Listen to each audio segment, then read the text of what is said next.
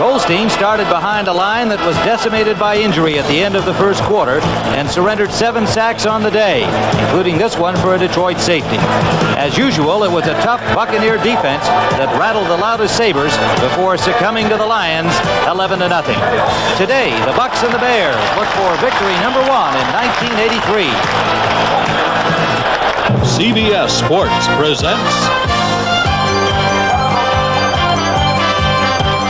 the National Football League. Today, the Tampa Bay Buccaneers against the Chicago Bears. Live from Soldier Field in Chicago on the shores of Lake Michigan, another beautiful sunny afternoon, but about 30 degrees cooler than it was a week ago here in Chicago. Hello everyone, Tim Ryan and Johnny Morris at Soldier Field, where the Bucs and the Bears look for victory number 1. And Johnny, of course, last week for the first time in 59 games, the Tampa Bay Buccaneers had a new quarterback instead of the departed Doug Williams. Indeed, they had 2 new quarterbacks. That's right. Both Jerry Goldstein and Jack Thompson played well. Neither starred. Neither did all that bad, but when you don't score any points, you get a 0. John McKay said the team played worse than he thought they could on offense. However, there were some extenuating circumstances. As you know, a lot of their offensive linemen got hurt. There were 7 sacks, and there was just a complete disarray as far as the offense is concerned. But there's hope for today because Jimmy Giles is back at tight end. As you know, he was a contract dispute case earlier in the season. He played last week, but only sparingly. He's going to play a lot today, and as you know, he's been very successful against the Chicago Bears over the years. Yes, he has. Well, while the Bears lost to Atlanta last week, they rolled up more than 400 yards of offense behind Jim McMahon. But today they face yet another tough defense in the Bucs. That's right. Jim McMahon did a good job, and he will start again at quarterback for the Bears. But the Bucs are tough, anchored by Leroy Selman and David Logan on the defensive line using that 3-4 defense. So the Bear offense will have its hands full. But so will the Tampa Bay defense because Willie Gault, the world-class sprinter and hurdler, is going to play a lot today and catch some passes. Last week, not one pass was thrown to Willie Gault. Coach Mike Ditka says he's going to throw today, and the Bucs better watch out. All right, Johnny, there is Willie Gault in the end zone, where from that position last week, he returned one for 38 yards. The Bears will receive and give Gault a chance to get off to a good start today. The rookie from Tennessee, Bill Capice, number 3, will kick it off for Tampa to our left in white. High kickoff coming down about 2 yards deep, and Gault will bring it out. He slips at the 10 and dives to the 15. Covering him there, Thomas Morris, reserve defensive back number 24. And so the Bears will start first with the offensive series. Jim McMahon will bring out Matt Suhey and Walter Payton at running backs. Brian Bashnagel and Ken Marjoram will start at the wide receivers. The rookies, Jim Covert and Rob Fata on the left side, Dan Neal, Sorey, and Van Horn, and then Emery Moorhead, the tight end. Rob Fata starting with the still injured Noah Jackson, been bothered with a thigh muscle injury and not yet ready to go in his usual spot at left guard. So Fata and Covert will have their hands full with Leroy Selman and company. First down, Bears. Pitch, Suhey.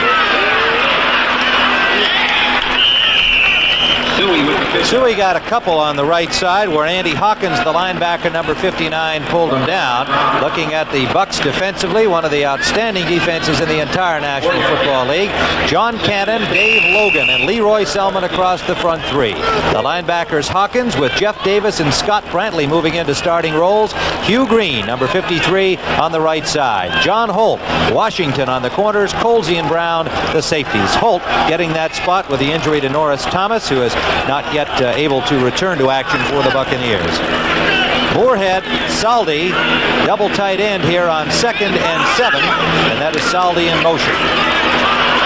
Walter Payton gets a block on the corner, a good one by Moorhead on Washington, and it turned Payton upfield. He'll be short of the first down, but it will be 3rd and about 3 when the Bears get the ball back here. Davis made the tackle, number 58, forcing Payton out of bounds. Both of these teams have got to be happy about the cool weather here in Chicago. They've had over 40 days of 90-degree plus temperatures, and this is the first cool day in a long time. And while Tampa Bay's used to hot weather, the Bears are not so much, but they all appreciate cool weather. Wouldn't you agree? Oh, indeed. Last week in Tampa, the humidity was so sweltering. Indeed, rookie tackle Kelly Thomas went down to the heat, and then, of course, they lost Dave Revis, Gene Sanders, and that led to all kinds of problems by the end of the first period.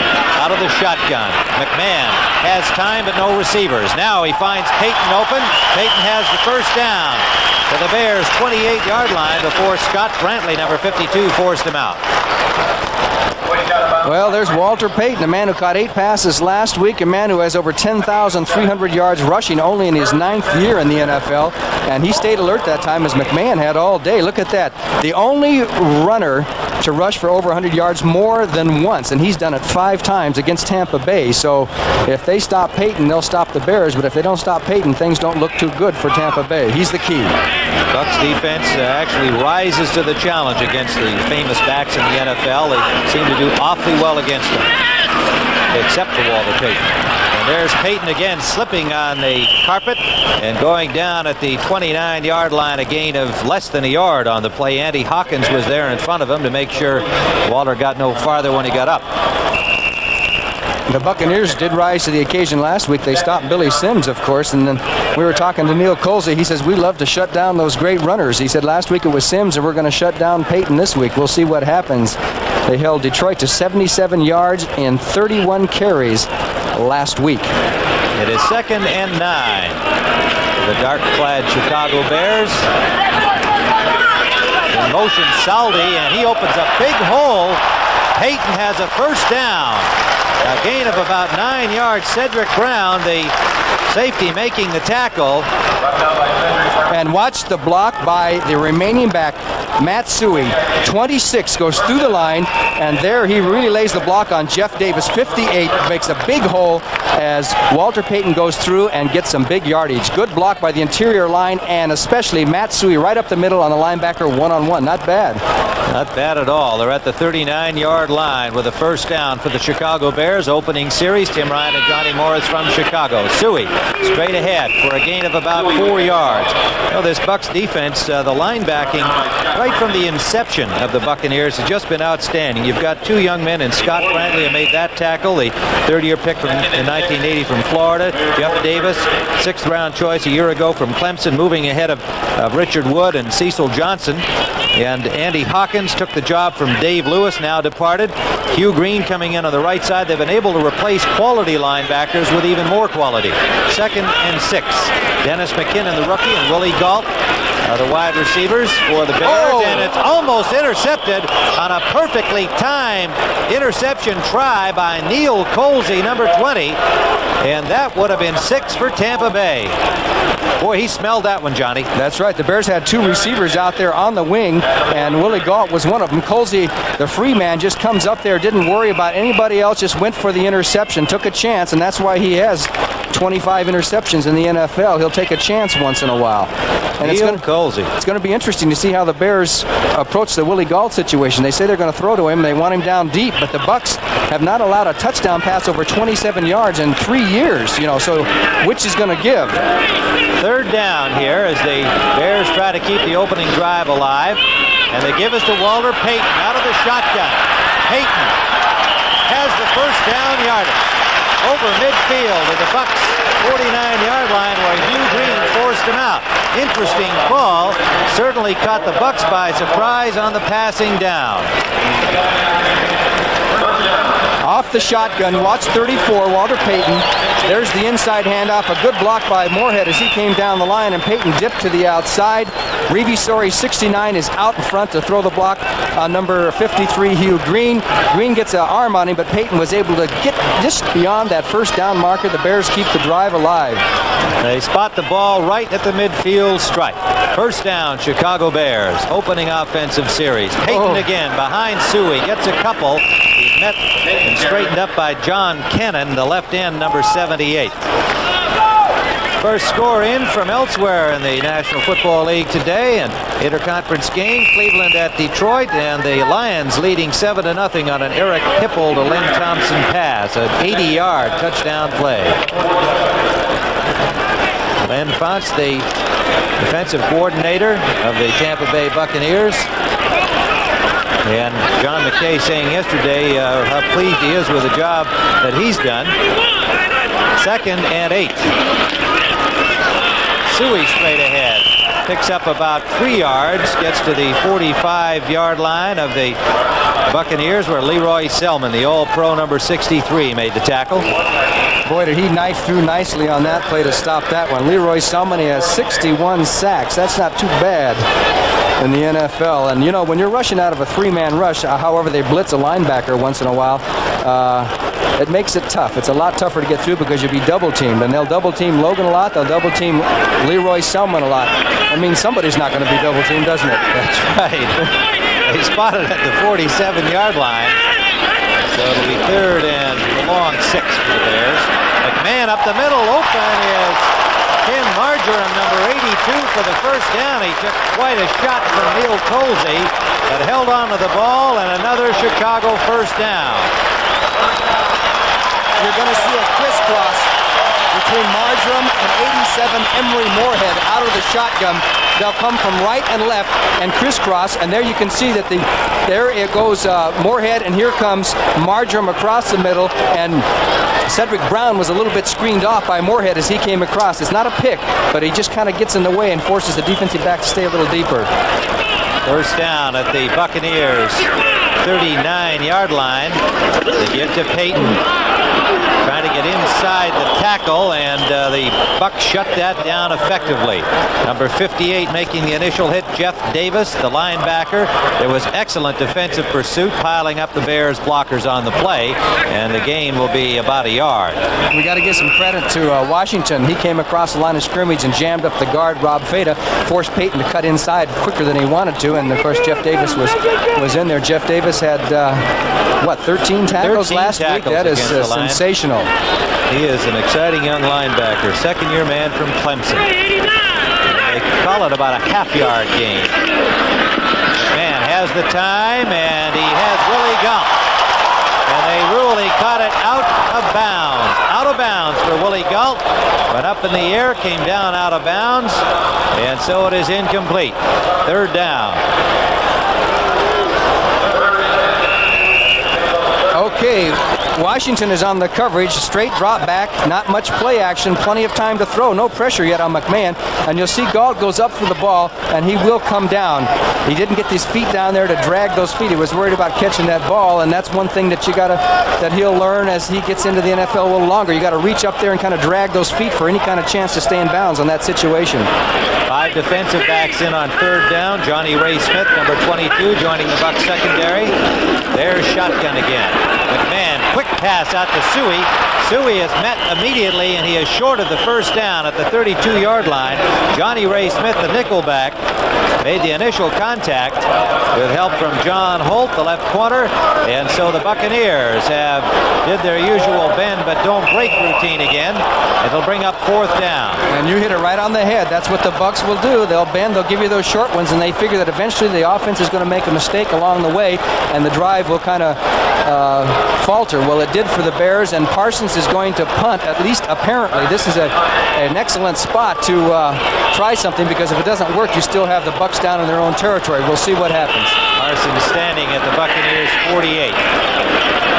The up man is Bashnagel for the Chicago Bears if they are going to try some trickery. A long count. Indeed, too long. They did that on purpose, trying to draw Tampa Bay off sides. And the penalty, they figured that will give Parsons even a better spot in order to punt from. And they were delay the game. Offense decline. Still fourth down. Interesting decline. Tampa Bay says, okay, we'll leave it where it is and give him the shorter angle to punt with. Yeah, I like that. That's a smart call. That is a smart call by the Buccaneers.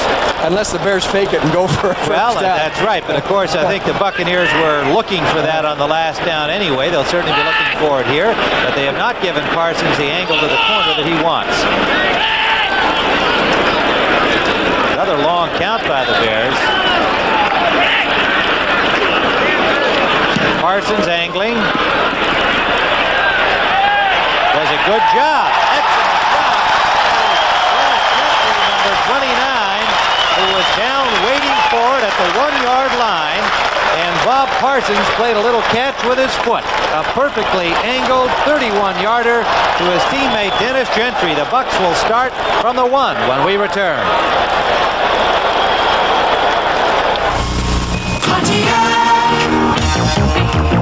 Pontiac has created a car so new, so different. Fiero. It will fire your imagination like no other car ever built. Fiero. It's called Fiero. America's first mid-engine production car. The totally new Fiero. Only from Pontiac. We build excitement. Pontiac. This bartender's next big league pitcher and loves to serve fire-brewed Strohs. See what I mean? That was his fastball. That was the curve. Look out. Wild pitch. What was that?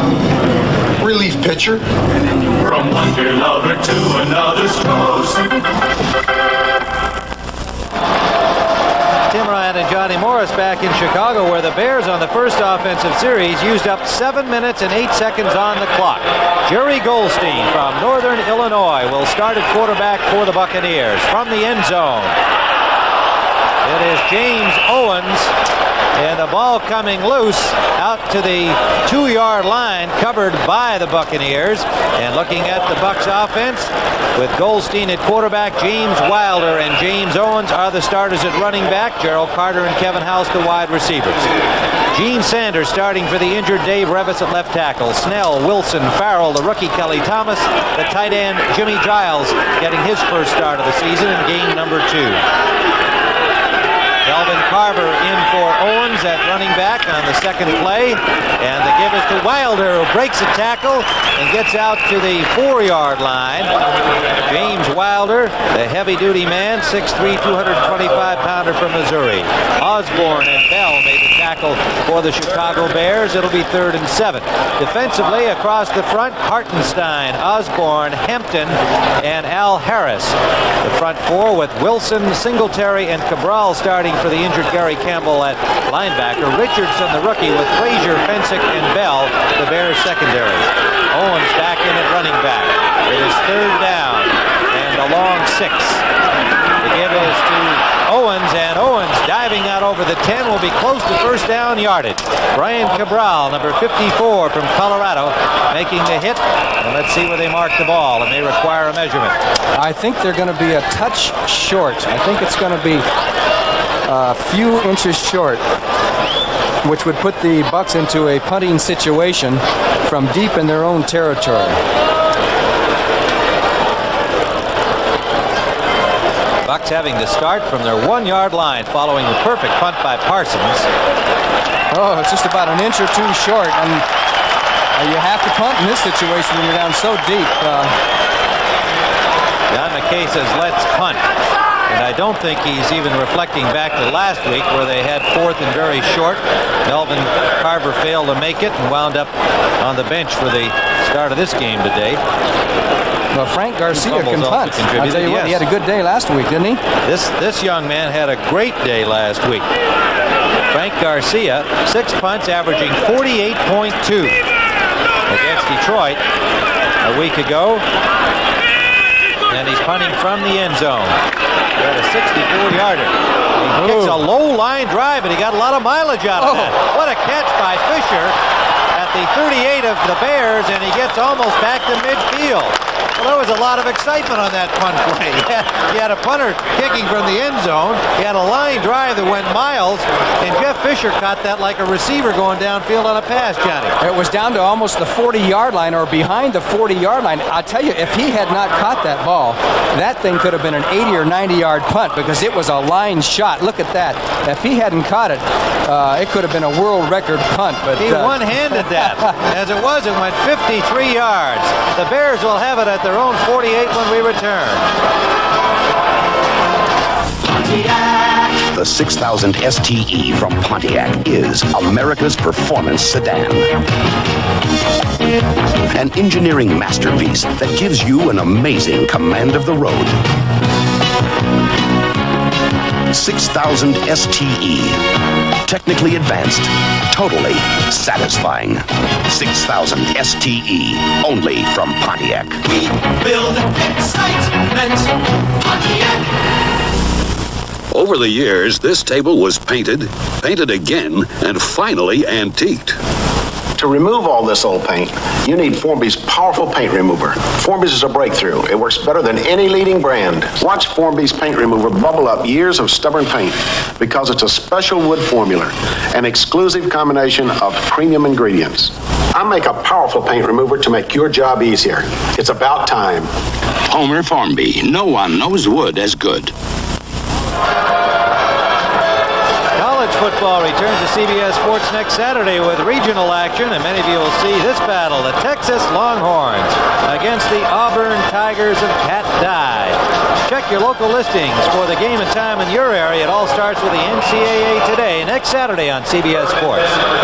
Well, we had an exciting punt play, and I have voted Jeff Fisher's catch certainly the punt catch of the year. Do they keep those kind of stats? I'm not sure, but that's got a rate up there. He one-handed that baby over his head. It is first down for the Bears, and Frank Garcia showed he can punt the football low or high. 53-yarder on first down, play action. McMahon calmly in there, now running out of time. Can't find the receiver, he'll run. Out of bounds at the Buccaneers 47-yard line, a pickup of about 4 yards for McMahon. Quickly looking around the National Football League, we've got Pittsburgh and Green Bay are now tied at 7-7. Franco Harris has scored for the Steelers. Washington 7-0 over Philadelphia. Joe Theismann threw a touchdown pass to Charlie Brown in that one. And it's St. Louis 7, Dallas 0. Jim Hart, the old pro, has thrown a touchdown pass to Roy Green. He's still around. Lomax is hurt, so Hart got the start, and the Cardinals are always tough at home against Dallas. James Lofton scored the Packer touchdown. Oh. Suey is buried right at the line of scrimmage. Blasting in, John Cannon and Jeff Davis, the linebacker. What a job that front does. With 3 men, they get such good penetration with their linebackers. John McKay yesterday saying you're often looking at an 8-man Bears defensive line. Well, the same can be said of the Buccaneers because they all get involved in it. This telecast is presented by authority of the National Football League, intended for the private use of our audience. Any rebroadcast or other use without the express written consent of the Bears and the NFL is prohibited. Third down. McMahon, the middle, incomplete. Intended for Emery Moorhead, the tight end. On the coverage was Neil Colsey, the safety, number 20. And either the pass was off the mark or Moorhead turned the wrong way. Jim McMahon, the young man out of BYU who set 71 NCAA records when he was in college, and last year was NFC Rookie of the Year and had the highest rating of any quarterback that coming in as a rookie in the history of the NFL. So he's off to a flying start. He'll have his hands full with Tampa Bay today. Parsons with his second punt, this time from his own 40-yard line. Back for it, Theo Bell, but it bounces out of bounds at the Buccaneers' 21-yard line. And so Tampa will start from there. We're still scoreless here in the first period. 4:48 remaining, first quarter at Soldier Field. Tampa Bay nothing, the Chicago Bears nothing.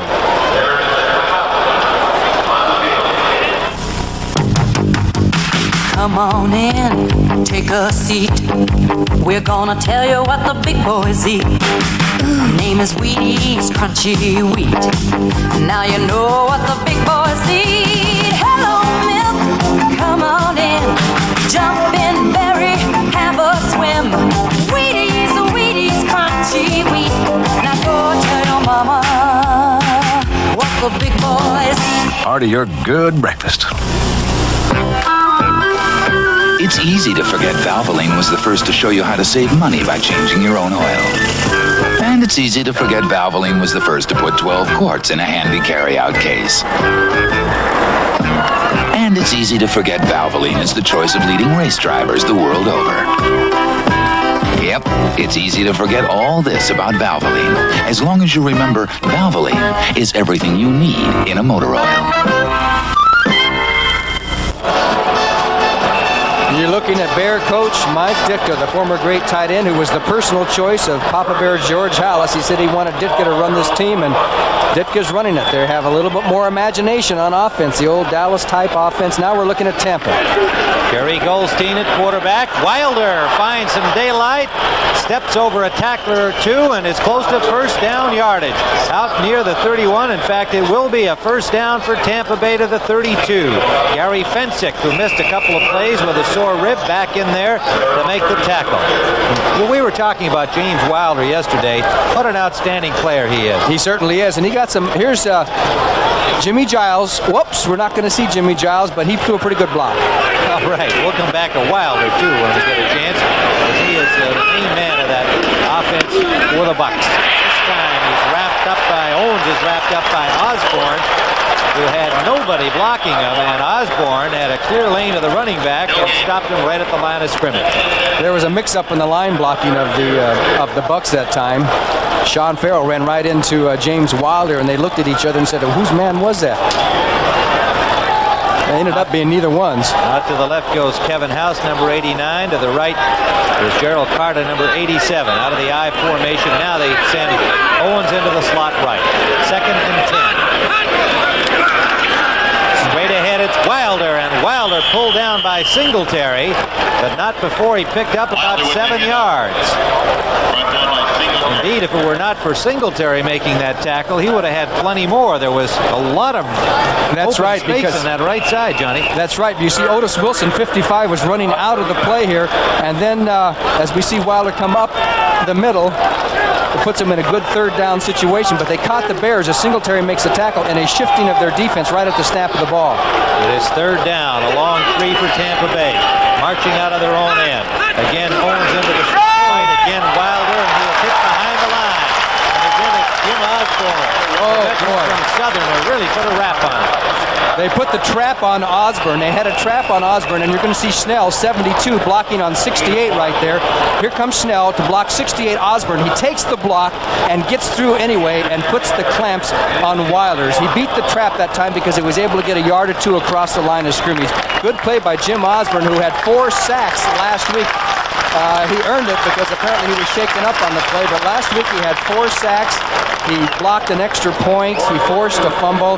12-year veteran of the Chicago Bears and the mainstay in that defensive line, and that was a super play by Osborne, and it was a key play because the Tampa Bay Buccaneers now are forced to punt. Let's see if Mr. Garcia can duplicate his last one. Frank Garcia. Been with 5 NFL teams, including the Tampa Bay Buccaneers once before. He hopes he's finally found a home. And to hustle it against a good Bear rush, Jeff Fisher at the 14-yard line slips and then is covered by a horde of white-clad bodies at the 20-yard line of Chicago. A 46-yard punt for Frank Garcia from the University of Arizona, native of Tucson. He can punt the football. We'll be back in Chicago in just a moment.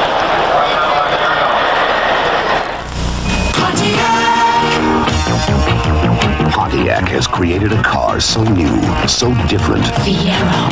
It will fire your imagination like no other car ever built. Fiero. It's called Fiero. America's first mid-engine production car. The totally new Fiero. Only from Pontiac. We build excitement. Pontiac. When you have an insurance claim, that's the moment of truth. You want results as quickly as possible. You don't want to call a stranger with a claim, and with State Farm you don't. You call your agent. And State Farm claims people are there when you need them to make sure everything's handled fast and fair. What makes State Farm Claim Service work so well is an agent who's available when you need help. And people who follow through with your claim. And like a good neighbor, State Farm is there. Coming soon to its proper place, Monday nights on CBS. Together again. Hear, hear. Huh? Hear, hear. I certainly hope to. After MASH. 2:19 to play in the first period. Tim Ryan with Johnny Morris. We have a scoreless football game. The defenses, 2 of the better ones in the NFC, if indeed not in the entire NFL, so far have dominated the action. First down, Chicago, following the Tampa punt from just inside their own 20. Suey in motion. McMahon gives to Peyton. Peyton trying to right tackle. Jeff Davis is there unimpeded and straightens up Wilder and gets a whistle. Number 58, Jeff Davis, the second-year man from Clemson. No gain on the play. Peyton has 23 yards. Well, it probably, well, let's see. They're going to give him a yard. So we'll call it 24 yards now for Peyton on 6 carries. McMahon is 4 of 7 in passing, but for only 22 yards. Second down. The long 8. Dennis McKinnon, the rookie wide receiver, along with another rookie, Willie Gault, in as the receiving tandem. To Matt Suhey and Leroy Selman, making his 90th start as a Tampa Bay Buccaneer, puts the stop on Suhey. And indeed, that 90th start makes him number 1 in that category among the Buccaneers. 578 career tackles after last week's game against Detroit. Moved past his brother Dewey into second place in the Buck career tackle list. Dewey has since moved on. Third down for Chicago. Third. About 7. Moorhead in motion back toward the ball. Out of the shotgun. The rush is on. Oh, what a lick. And that was John Cannon, the second-year man from William and Mary. And he got a pretty good shot at Jim McMahon back near the 10-yard line. Let's take a look at Cannon out of the shotgun as they went into a big zone. You'll see he comes in 78 inside Keith Van Horn, beats Van Horn to the inside. So 78 beats 78. John Cannon with the sack. And as you can see, Tampa Bay is gradually getting much better and better field position after having coming out from their own 1-yard line. Now they have the Bears back deep. The shotgun was no match for the Cannon on that play. Parsons will have to punt from the end zone. Kicks it from about the 2. It hangs a little and comes down inside Bears territory. Andre Tyler, number 81, with a fair catch. And the Bucs, as you pointed out, Johnny, have good field position now as they will have first down at the 48-yard line of Chicago when we return.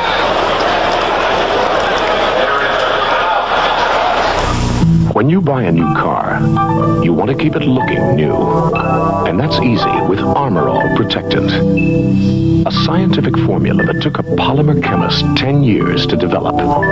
It helps keep rubber, vinyl, leather, and plastic looking new. So even though you can't keep your car from getting old, you can keep it from looking old. Armor All. It's science, but it works like magic. Ace is the place. Ace is the place for Best Buys of the Month, like the original Vice Grip 7-inch locking pliers. Can be used as clamp, wrench, wire cutter, and more. Best Buy price at just $4.44. Another Best Buy is this Proctor Silex toaster. Chrome finish with almond accents. Easy to clean. Fingertip control gives the right shade of toast. Only $9.99. Best Buys of the Month and one thing more. Ace is the place with the help of hardware.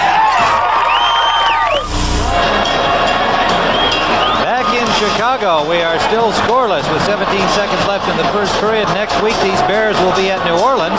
Tampa Bay will be in the second half of the doubleheader action with Minnesota down at Tampa Bay. And, of course, other games will feature the Rams at Green Bay, an important contest. The New York Giants will be at Dallas. The Cowboys, meanwhile, are now trailing St. Louis 10-0.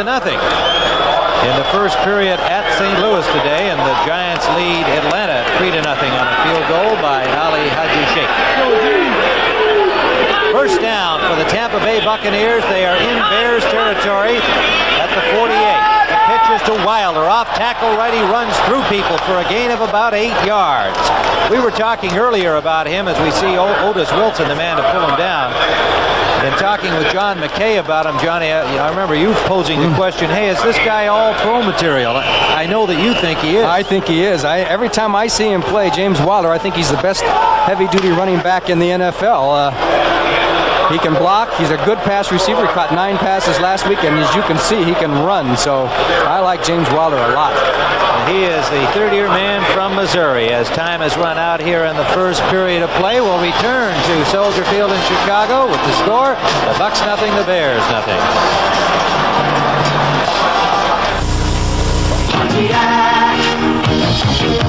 from Pontiac comes the one-of-a-kind 84 Firebird Trans Am. You can order it with aerodynamic ground effects, a high-output 5-liter V8, high-tech turbo wheels, and a close ratio 5-speed. And knowing you probably will. Trans Am, only from Pontiac. We build excitement. Pontiac. Michelob Light for the winners this time, huh? Oh, you enjoy being buried in the sand. Michelob Light for the winners. Would good friends really play this hard for a beer? Well, it is Michelob Light, the rich, smooth taste you can compare to any beer you like. Michelob Light for the winners. The sea, the sun, the sand. The check. The check. How can a guy 5'9" have an unfair advantage over these guys? I use the Gillette Atra razor. They don't. It's got the advantage of a pivoting head. Atra is better than twin blade razors that don't pivot. See? They don't always stay in my beard, but my Atra pivots to keep both blades on my beard longer.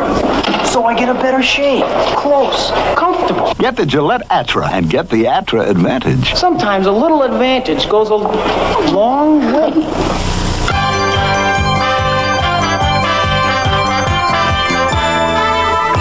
CBS Sports coverage of the National Football League is sponsored by Pontiac, who invite you to test drive a new Pontiac at your Pontiac dealer. At Pontiac, we build excitement. Michelob Light, an exceptional light beer with a rich, smooth taste. And by Gillette Atra Razor, the twin blade razor that pivots for a close, comfortable shave. The columns of Soldier Field, a crowd of probably about 60,000 on hand here this afternoon. Tim Ryan and Johnny Morris bringing you the action as we begin the second period. Tampa Bay had the ball for only 4 minutes and 50 seconds in the first quarter. They have not thrown a pass. It is 2nd and 3 at the Bears' 41. Goldstein, the quarterback, to Wilder, and Wilder continues to be the main man, picking up another first down to the 20.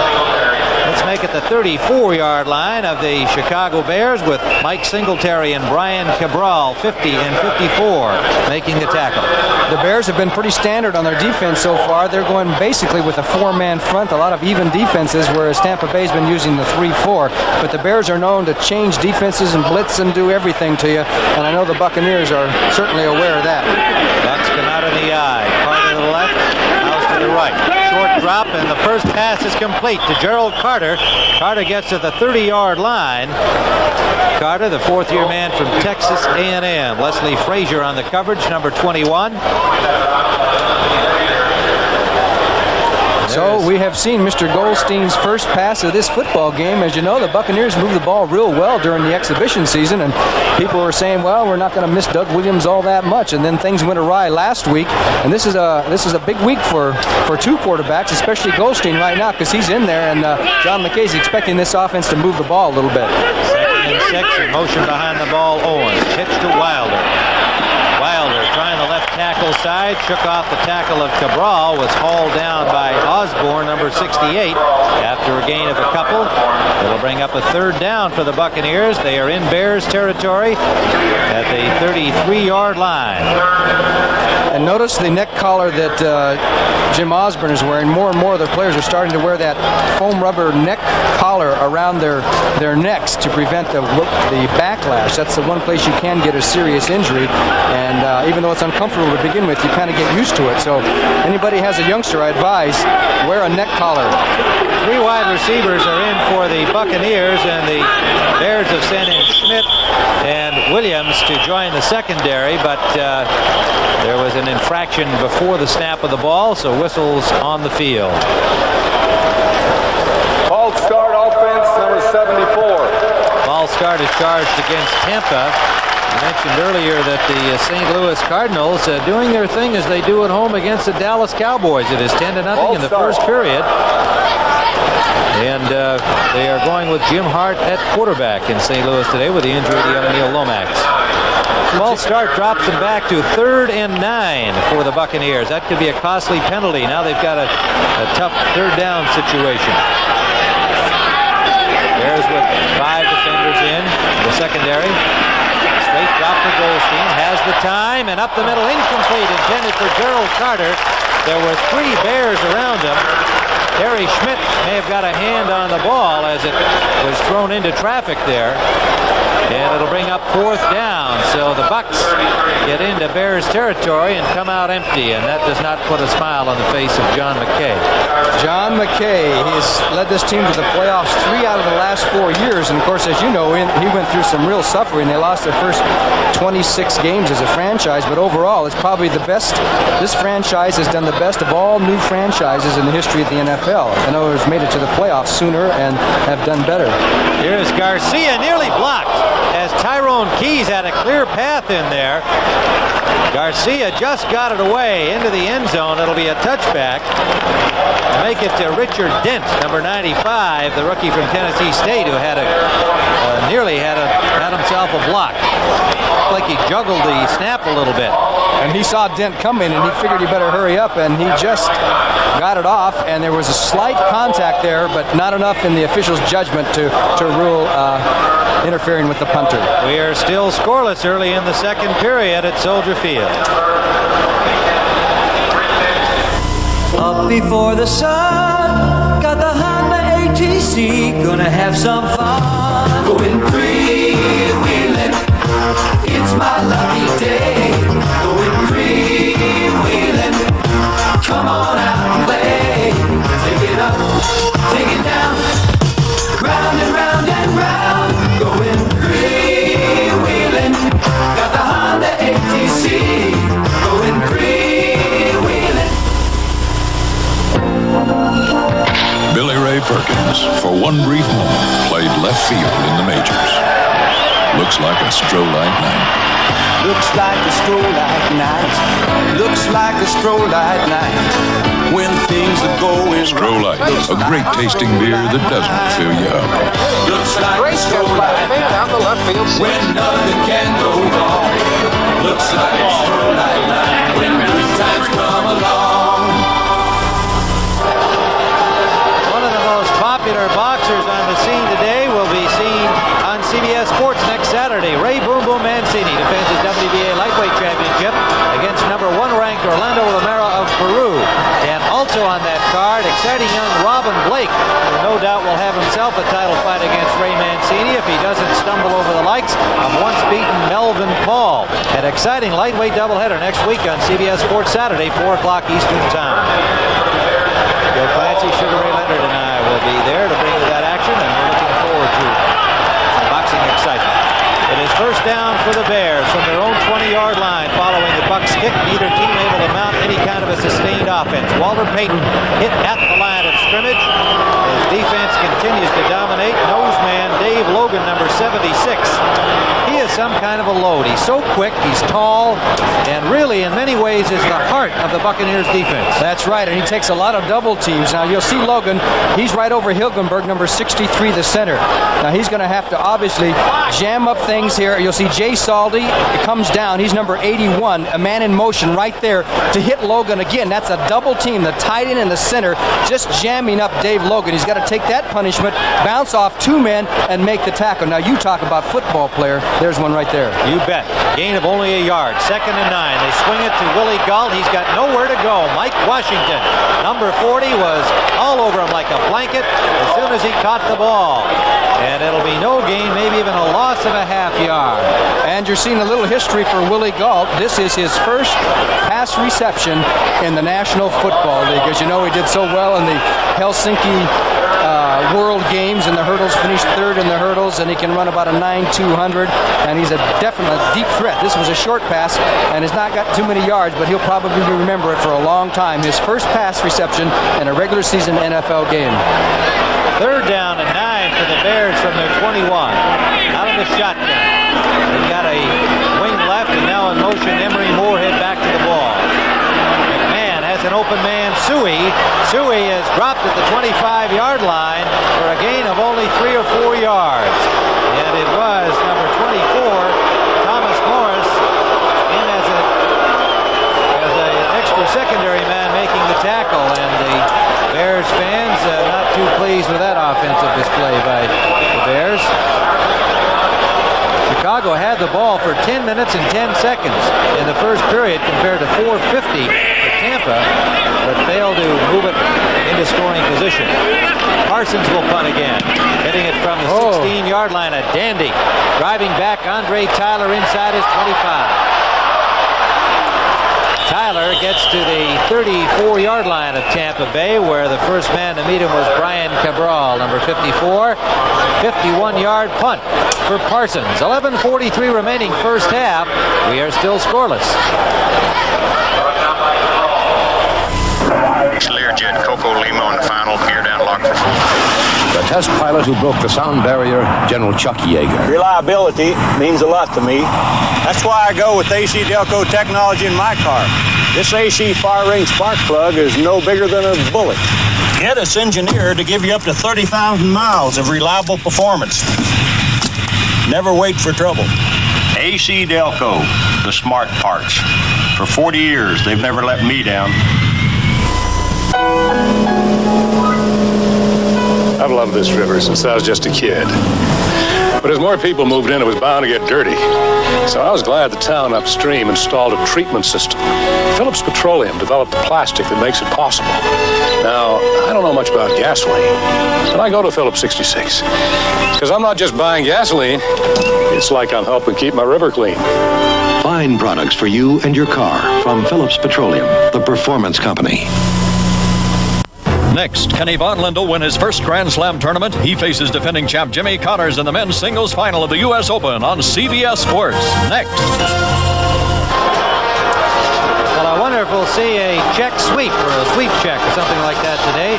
Martina Navratilova winning the women's title yesterday at the U.S. Open. Today, Yvonne Lindell from Czechoslovakia has an opportunity to win the men's title for the first time against a several-time winner and a great champion in Jimmy Connors. That should be quite an exciting match coming up following football. You know, Lindell is a great tennis player, but you know, he's never won a major tournament. I think he's won over $4 million in purse money, but never a Grand Slam event. I have a feeling today is the day. Well, I'm going with Connors. Okay, first down, Tampa Bay. That is James Owen bashing through Brian Cabral and getting to the 39-yard line for a gain of about 6, maybe 7 yards. It's called a 6-yard gain, 2nd and 4. Dan Hampton also in on that tackle for the Bears. He's another man that gets double-teamed quite a bit. As the Tampa Bay Buccaneers are now getting some offensive time. They haven't had much chance to move the ball on offense. We'll see what Goldstein can do. They're running it fairly well. Owens into the slot. Wilder, the lone setback, they give it to him. Wilder bulldozes his way for 2, maybe 2.5, getting over the 40-yard line of Tampa Bay, where Osborne and Hartenstein combined to make the tackle on him. Remember, the Buccaneers, with all those tackles going down last week, are still without starter Dave Revis out with a knee injury. He's replaced by Gene Sanders, the 5-year veteran, the biggest man on the team at 275 pounds. On the right side, Kelly Thomas, back in action after having to leave you with a heat problem last week in Tampa. The Bears have 6 defensive backs in there now. 3rd and a long 3. Goldstein to throw. Goldstein had it. Carter was open. Walt Williams broke it up. Gerald Carter looked like he was going to make the grab. Williams got there at the last possible second to break up the play. Number 43, Walt Williams, picked up as a free agent from Miami last year. He didn't even know where the ball was. He just ran right into Carter right after the ball got there, and it was a legal play, and just knocked the ball loose. And he sits down. He did his job as Garcia has to come back in. Frank Garcia has a 53-yarder today. He had a 64-yarder last week. Jeff Fisher is back to receive it, number 24, waiting at the 20-yard line. Garcia, this one hangs up in the wind a little bit. It's still a good punt to the 23. Fisher looking for a block, pushes Jay Soldy ahead of him and got to the 25-yard line before he was pulled down by Thomas Morris, number 24, number 43, Turdell Middleton. And so the Buccaneers will start first down, but there's a flag on the play that evidently came after the punt, although it may be. There's the call. On the kicking team, 5 yards. Face mask call on the punting team. 5-yard penalty against the Buccaneers. The ball was at the 25 on Fisher's return, so he gets 5 extra up to the 30. And the Chicago Bears will start from their own 30-yard line with 10:15 to play here in the first half, starting to cloud up a little bit at Soldier Field in Chicago.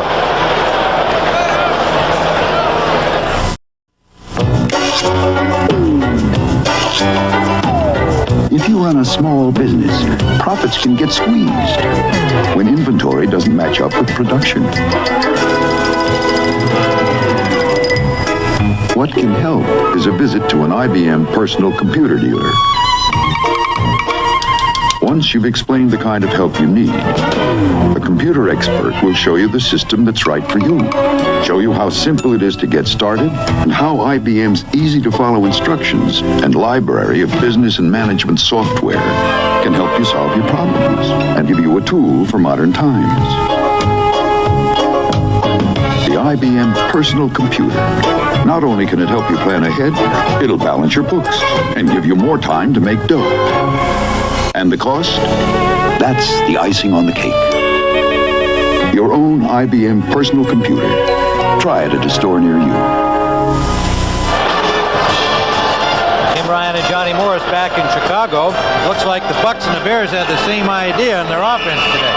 And that could be one thing that's wrong in this new day and age of pro football. You got to throw on first down. This established the run is a bunch of baloney, in my opinion.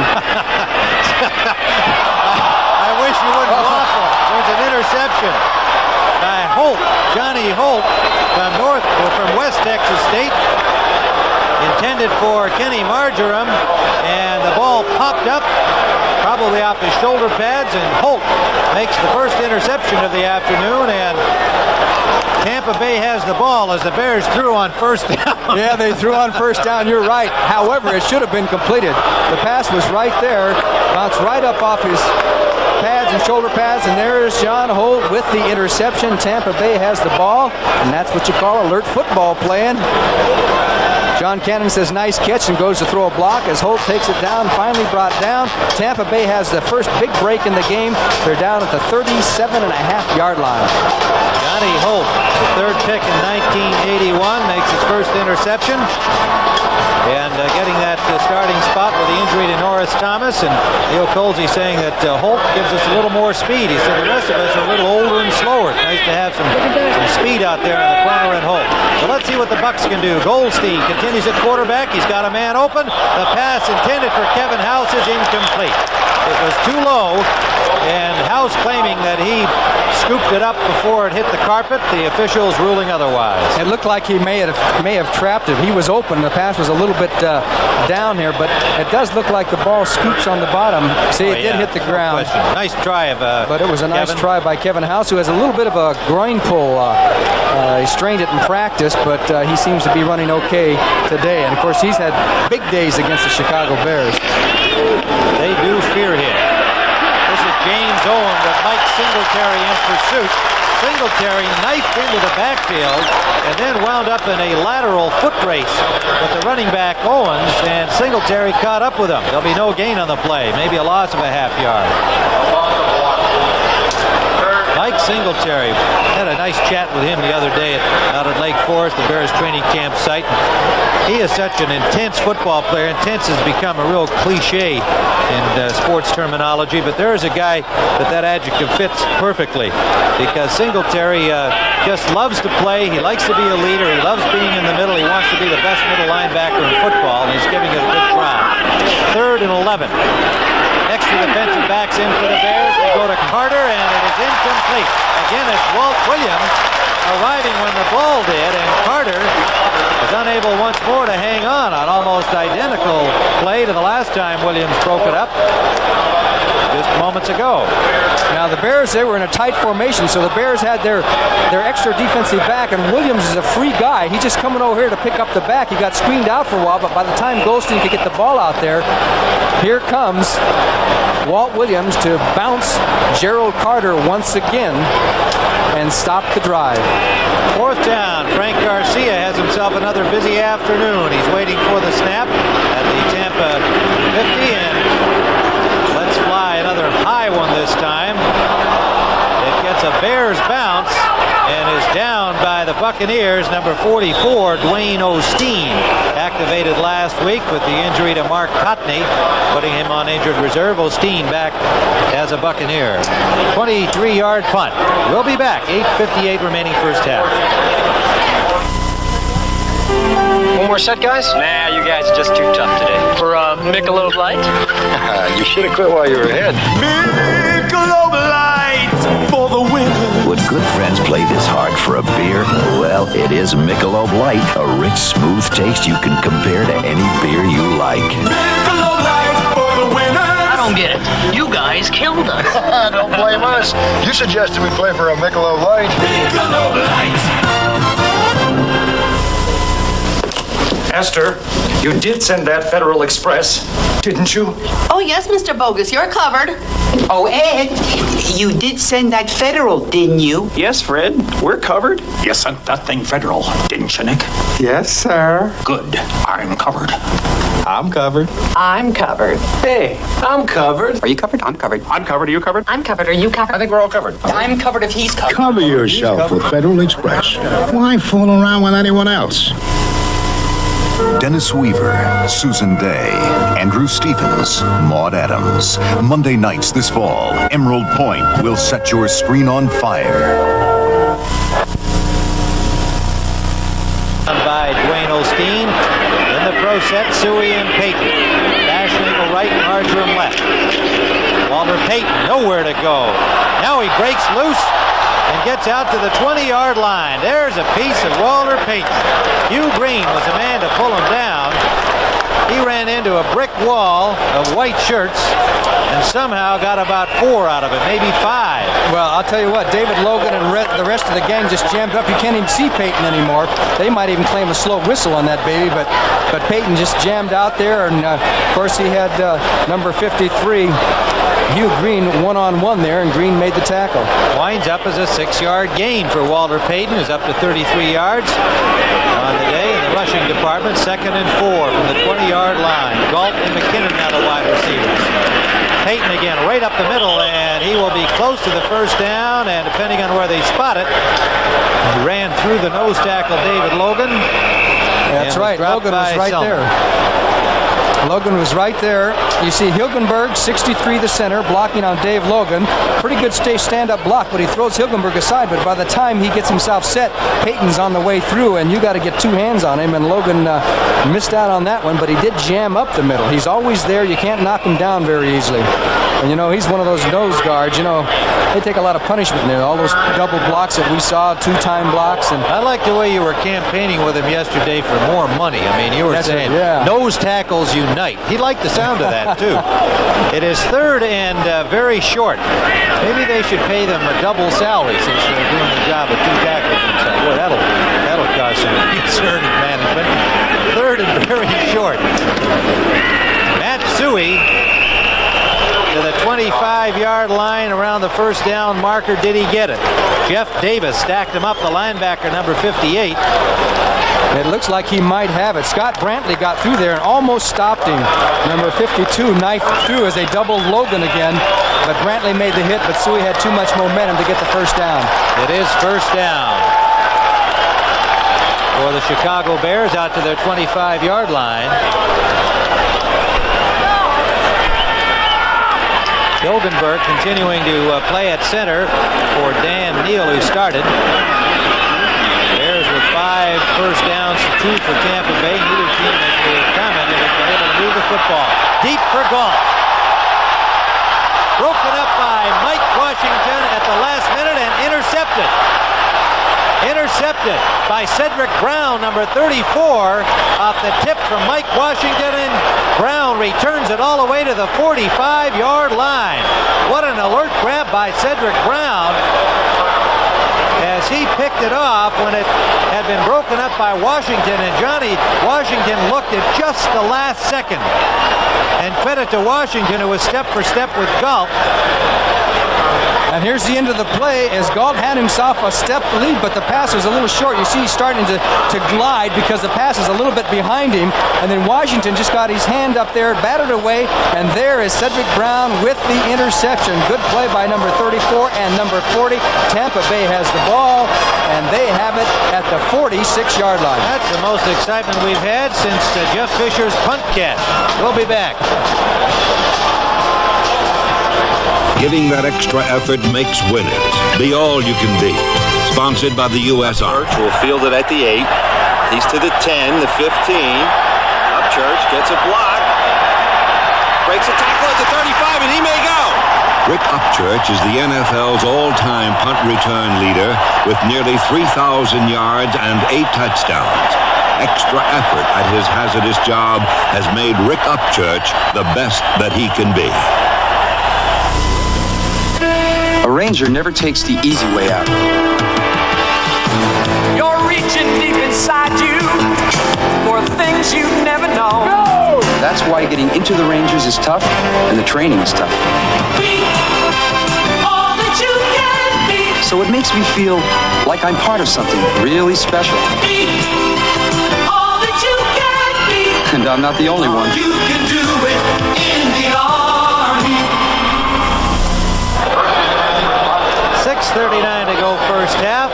Scoreless football game. Cedric Brown, number 34 out of Kent State, a free agent picked up from Oakland, makes a dazzling interception, and the Buccaneers have first down and now second after the gain of about 3 as James Owens, diving straight ahead, got it to the 48-yard line. 26 career receptions for Cedric Brown, ties him with his teammate Mike Washington in that category on the Tampa Bay Buccaneers. Actually, Washington should have 26 and a half, wouldn't you say, since he helped out on that interception? He made a good play. The ball did seem to hang there a little bit, and I had given Washington credit for staying step with Galt, but that really was not the case, as you can see on the replay. Goldstein down the middle for Giles.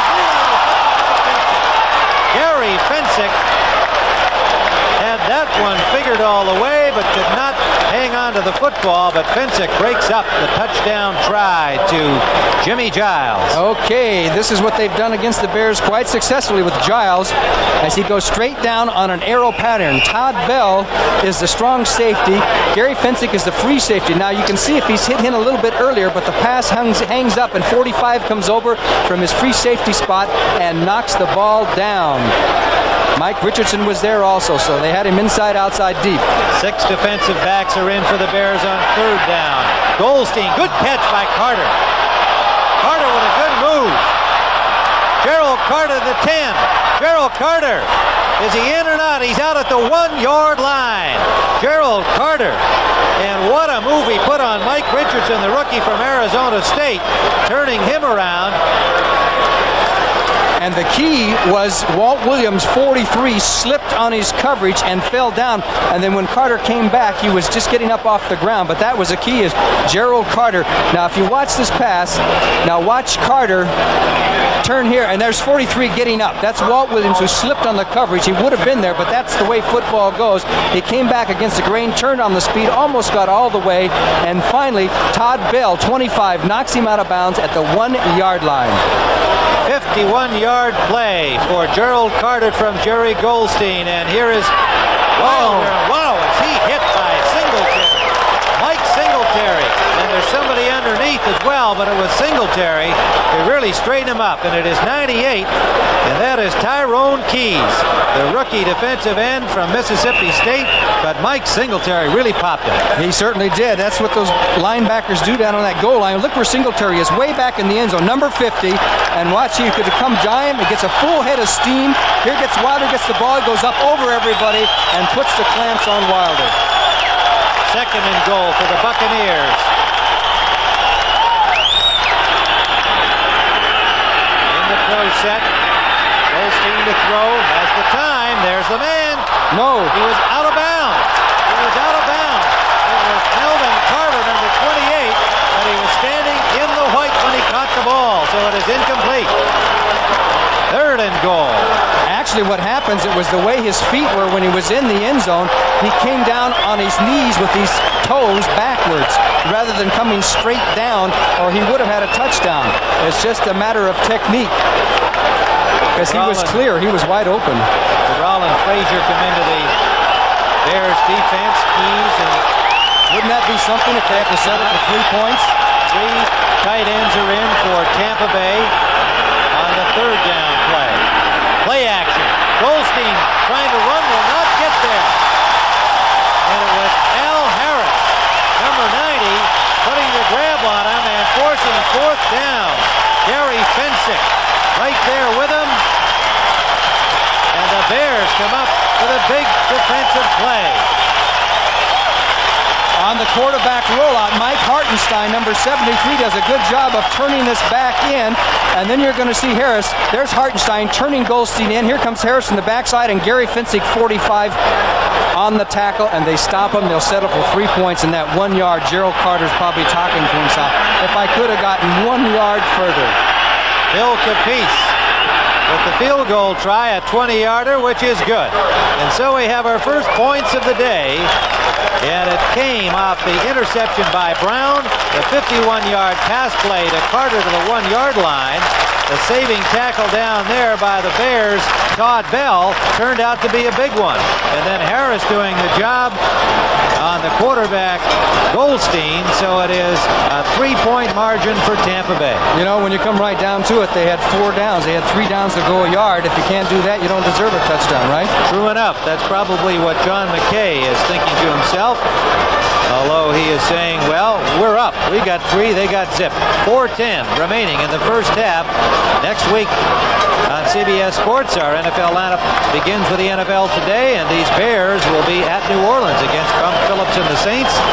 Tampa Bay will be at home to Minnesota as it's a doubleheader afternoon on CBS.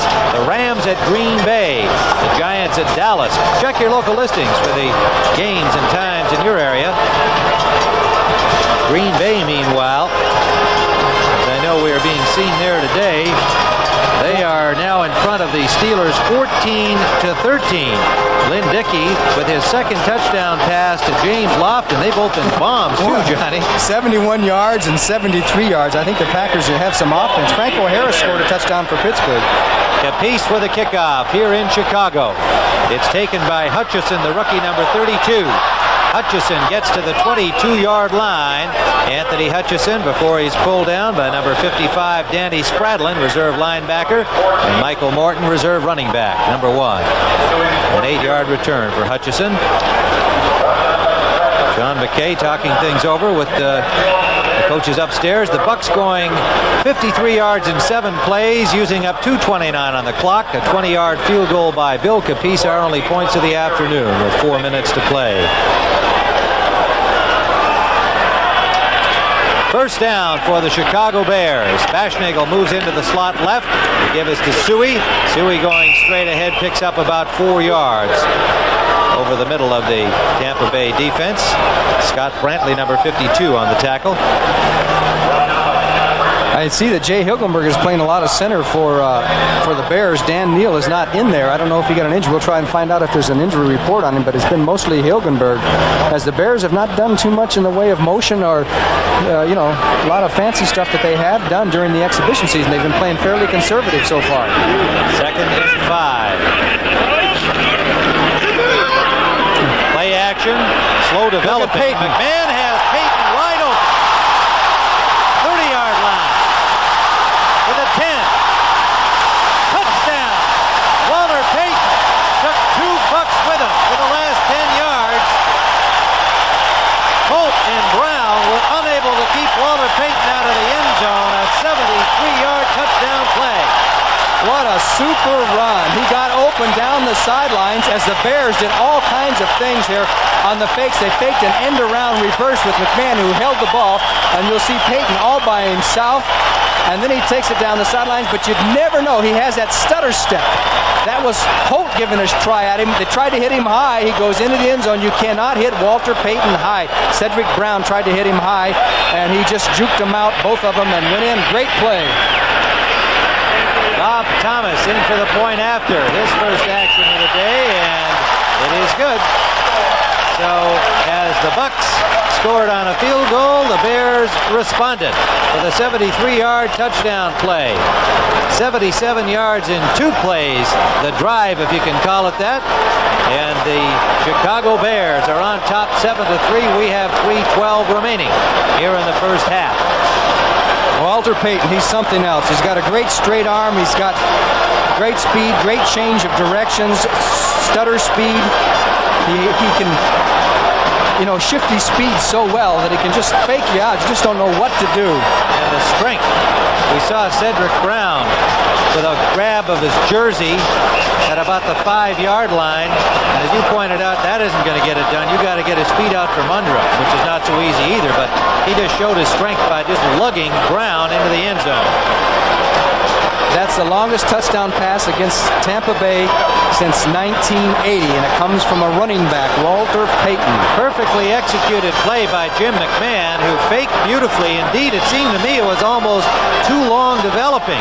But as it turned out, when they faked that reverse to Galt, he was just buying more and more time for Payton to get wide open. It just kind of froze the Tampa defense for just a slight moment, and they got a little confused on their coverage. Thomas will kick it off. The deep man for the Buccaneers, Michael Morton, number 1, and James Owens, number 26. It is Owens over the 30 to the 41-yard line. An outstanding return for the Buccaneers, who quickly get good field possession with lots of time left in this first half. Terry Schmidt on the tackle. 31-yard return. We just checked the books, and we found out that's the longest pass reception in the history of the Tampa Bay Buccaneers against the Bucs. That one right there. All right. Tampa now from their own 41-yard line. They come out in the I formation, Carter left, House right. Second man is James Owens, and Owens gets 2. Otis Wilson, number 55, on the tackle. 2nd and 8. Well, John McKay's got to be wondering about his quarterback situation. Will he do this week what he did last week, go to Jack Thompson? Is he going to play 2 quarterbacks forever, or is he going to? He says they're so equal that it's hard to make a decision, but that he's going to make one here soon. Loose ball right after the pass from center is covered by Goldstein. There'll be no gain on the play. Well, let's take a quick look at a couple of scores from elsewhere as John McKay looks on somewhat disconsolately. Cleveland in front of the Detroit Lions, who were winners over Tampa last week. The Browns leading the Lions 14-7. And Dallas St. Louis continues to be a 10-7 football game with the Cowboys trailing in the second period. Ron Springs got the Cowboys on the board. Washington in front of Philadelphia 7-0, and an update on that now 7-3 on a Tony Franklin field goal for Philadelphia. Third down, and the 2-minute warning has sounded here in Chicago. It'll be 3rd and a long 8 when we return to Soldier Field with the Buccaneers in possession at their own 43-yard line, trailing in the football game with 2 minutes to play in the half, 7-3.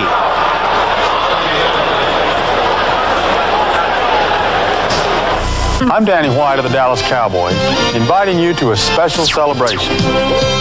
Now, from out of the past, the NFL and the United Way are bringing you a special salute to all the teams and players and volunteers who have been part of the longest-running public service series in sports television.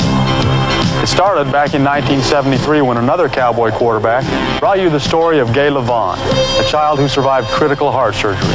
And over the years, more than 350 players have shown you how the United Way is working in towns and cities all across the nation. The 10 years that the series has run, United Ways have raised over $14 billion. And each year, those funds reach more than 37,000 health and human care agencies and services. This year, as we present a retrospect of the best of the series and some of the new stars of the NFL, we hope you will be watching so that we can say thanks.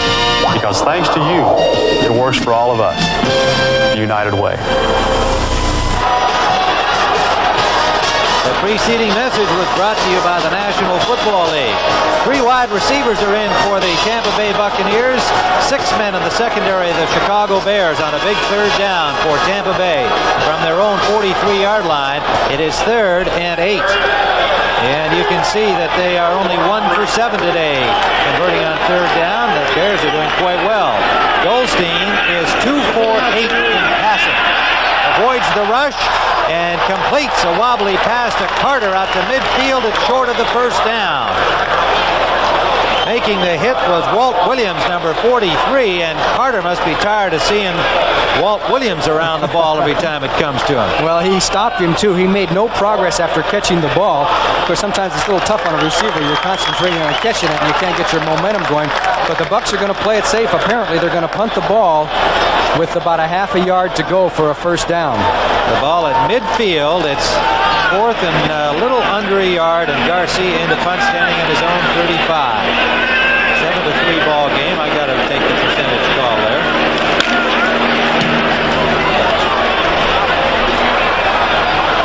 Jeff Fisher dropped immediately. Good tackle downfield by Dwayne Osteen, number 44. As soon as Fisher had the ball, Osteen had him. And so the Bears have first down at their own 12-yard line with 1 minute and 8 seconds remaining. And, of course, coming up in that time, official playing time, we will have all of the scores and stories. Brent Nerve with scores and highlights from around the National Football League. A report from the U.S. Open, where later today Yvonne Lindell meets Jimmy Connors. So stay with us at halftime. Let's see how the Bears do it now. They're down deep in their own territory. There's plenty of time to go downfield, 1 minute and 8. Let's see if they play it safe or go for it. McMahon is 7 of 12 for 98 yards, and he will throw on first down. Up the middle to Moorhead. Nice catch. Moorhead has a first down out to the 25-yard line. Number 53, Hugh Green, made the initial contact, and Scott Brantley, his linebacking teammate, number 52, was there. First down for the Bears. They're in a 2-minute drill, 49 seconds and counting. Man has time. Can't find an open man now. Almost picked off, intended for Marjoram, and it is Mike Washington, number 40, who nearly had another Bucs interception. 39 seconds on the clock as it is stopped with the incompletion. Willie Gault is now coming in the game, number 83, and he'll, of course, bring in the call for Jim McMahon, which comes from the bench from Ed Hughes, who is the offensive coordinator. Jim McMahon told us on Friday, as we look at his stats, that he did feel the pressure to perform last week after a preseason in which he was not exactly dazzling. He acknowledged that, said, yes, I wanted to do well last week, and I should have done better. Second down for Gault. Gault had to come back to the ball. He has a first down, and he is stopped at the 45-yard line, covered there by Andy Hawkins and Johnny Holt. Well, Johnny Holt was playing way deep. He wasn't going to let him get behind him with 30-some seconds to go. You can see he's 12 yards off. And let's see where Gault, when he ends up 10 yards down the field, Holt is still about 10 yards off. He goes down, just stops and turns in, and Holt comes up to make the tackle. But you can't blame Johnny Holt for that kind of coverage. He doesn't want Willie Gault to get behind him with 30 seconds to go. You have to depend on linebacker help in that kind of a situation. Bears took a timeout with 32 seconds on the clock. And getting back to our conversation with Jim McMahon, you know, he took the blame for the 2 passes that I think most everybody else would say were not his fault. The drops by Moorhead and Bashnagel last week in the game against Atlanta. But he said, you know, I didn't throw a good pass to Brian, and I take the blame for that. He just wants so badly to do well, and there's no question that last week was an important start of this sophomore season for him, and his numbers were outstanding. 20 of 29, had himself a fine afternoon, rolling up 254 yards and a touchdown. Had the 1 interception. He said, I should never have thrown that ball. But we know that there's a lot of fine football ahead for this young man. I suppose the questions will linger about whether he can get the ball deep. And, of course, he's confident he can throw the long ball. We only had 1 example of it so far today. It did come up a little short, intended for Gault. The one that was knocked away by Washington turned into an interception. Dave Stahl's in defensively for the Buccaneers. McMahon has lots of time directing traffic, trying to find an open man. Now he's going to run with the ball, trying to get the first down before he goes out. With 20 seconds on the clock. Went out of bounds at the 46-yard line of Tampa Bay. Well, Well, the Bucs are using just a three-man rush as they normally do and dropping everybody off. McMahon easily got out of the pocket, and there were people that popped open all for 5 or 6 seconds, but when you're running around, you can't see them all. They're maybe running on one side of the field and you're running the other way, but he is so good at getting out of the pocket and staying away from the rush, and as long as Tampa Bay uses a three-man rush, whether it's Selman or not, or David Logan, when you have 5 or 6 blockers on him, it's pretty tough for them to get there. He is short of the first down. It'll be 2nd and 1, 20 seconds on the clock.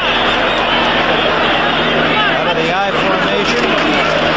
Blitz action. The blitz is on. He dumps it off nicely to Payton. Payton gets away from one man, is out of bounds at the 38-yard line. The Bears first down with 13 seconds on the clock.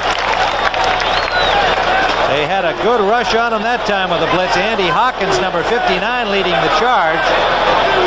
It's one of their few blitzes. They rushed 3 rushmen plus 1 linebacker, and they happened to go right into a screen pass, and that's just exactly what the Bears would want you to do because they were screening right where Hawkins was leaving from. So they're getting down with 1 more completion. They can possibly kick a field goal. Hawkins, 59, coming from the outside, but the screen is right over to the area where he came from, and Payton, with another pass reception, gets away from number 20, Neil Colsey, and is finally knocked out of bounds right there. Stop the clock. Bears use another timeout here with 13 seconds remaining in the half. They've got 1 to call as McMahon talks things over with Mike Ditka, Ed Hughes.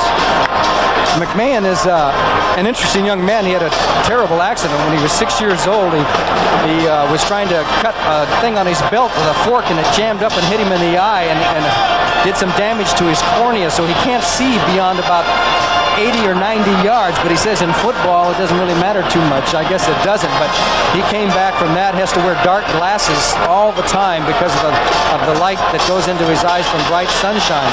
So it's very tender, and it's something he has to be very careful of, but in a football game he says he kind of just forgets about it. Just once in a while he has a little pain from the light, but it doesn't seem to hurt his football. Jim McMahon out of BYU was an all-around athlete in high school. Well, we're close to halftime, and we'll be keeping you up to date with all of the activity around the NFL today. Brent Nerval scores and highlights. And, of course, a special update report on the upcoming men's singles final at Flushing Meadow in New York. Jimmy Connors and Yvonne Lendl. First down for the Bears. 13 seconds on the clock. They come out in wide pro set with Suey and Payton. Dashnagel and Galt, the wide receivers. Payton out of the backfield is hit by Hawkins immediately, picked up about 5. A little extra rough stuff now going on between Logan and Keith Van Horn. A little pushing and shoving here, just to add a little spice to the game. 6 seconds on the clock. And Mike Ditka out there with other members of the Bears coaching staff saying, come on guys, keep it going here. Now a timeout has been called. It would be about a 47-yard field goal or 48-yard field goal for Bob Thomas. He's capable of hitting that distance, and he does have the wind behind him. Bob Thomas, who was near perfect during the exhibition season, only missed 1 during the exhibition season. He's standing there right at the 40-yard line as his team huddles to his left. He's got his spot, and it would be a 50-yard try from there. Former Notre Damer, remember he kicked that big field goal in the Cotton Bowl a few years ago, I think when they beat Houston, wasn't it? He's had some big ones in the pros as well. Yes, he has. What a half for Walter Payton, 94 yards. Well, it'll be 50 yards now. 36 yards on 9 carries rushing. 50-yard try for Bob Thomas. Dashnagel will hold, and is moving along the line. Flags everywhere. Both teams pointing at each other and saying it was him. No, it was him. No, it was him, ref. Now, a Tampa Bay defensive lineman did jump off sides. Then the Bears moved. The important thing is if he made contact when he came across. If he made contact, then it will go against Tampa Bay. Well, the Bears won the finger pointing here. Yes, that's a big one. That's a big one. 5 yards make a big difference in this field goal attempt. Referee Ben Greith figured the Bears pointed better. Defense That's a big play to the 28-yard line. That makes it a little easier for Thomas. 45-yard try. Still 6 seconds on the clock. Again, elapsing during that infraction.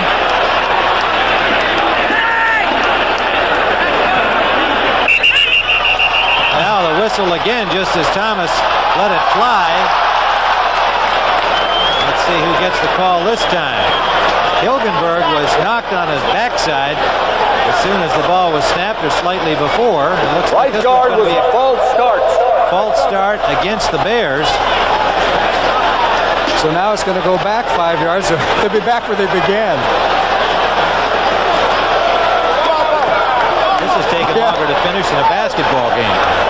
What's Bob Thomas thinking? He wants to get that kick off. Put 6 seconds back on the clock.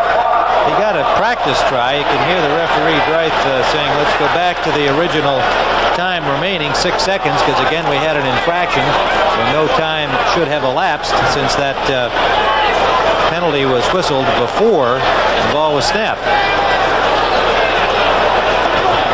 There should be 6 seconds on the clock.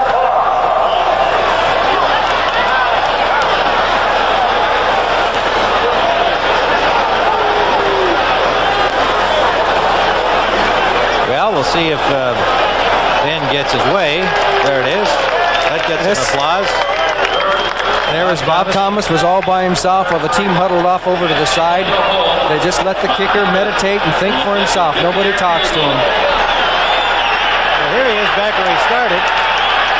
50-yard try. He's had one practice shot from 45. It's good. A 50-yard field goal for Bob Thomas. Now he can laugh and smile. He had to wait a long time for his chance, and it didn't bother him. He put it right between the uprights, and the Bears have taken the lead by a score of 10-3. A young man who went through a lot of aches and pains last year when the Bears cut him in favor of John Rivetto. He was picked up by Detroit, then cut by Detroit, and came back to the Bears and was near perfect. And there he is, number 16, Bob Thomas, one of the premier kickers, the all-time field goal kicker in Chicago Bear history. That's what football's all about, isn't it? 50-yard field goal for Bob Thomas, and with 1 second now to play in this first half, a 10-3 football game for the Chicago Bears, and obviously lots of football remaining in a one-touchdown margin. Neither team able to get a lot of offense going until near the end of the second period, when the Bucs had the interception by Brown, the bomb to Gerald Carter, the field goal by Capice, and then the Bears responding with the bomb to Walter Payton. And Thomas's field goal. A squib kickoff mishandled by Obradovich and goes out of bounds as the half comes to a close. Well, there's Bob Thomas feeling pretty good about things right now. He got a good kickoff off that Obradovich was unable to do anything with. He has kicked a 50-yard field goal to open a touchdown margin over the Tampa Bay Buccaneers. I would say overall this had to be a defensive first half. I think the key decision that's going to be made in the locker rooms, especially as the Buccaneers are concerned, is whether they're going to come back with Jerry Goldstein or whether they're going to go to Jack Thompson as they did last week. That's the dilemma that John McKay faces as he goes into the locker room, because the offense really did not overall move the ball, with the exception of that one play, which was a good play by the Buccaneers, but because of a slippage of a Bear player, they didn't have any real drives going. And I think this is where McKay has to make his decision. What do you think? What do you think he'll do?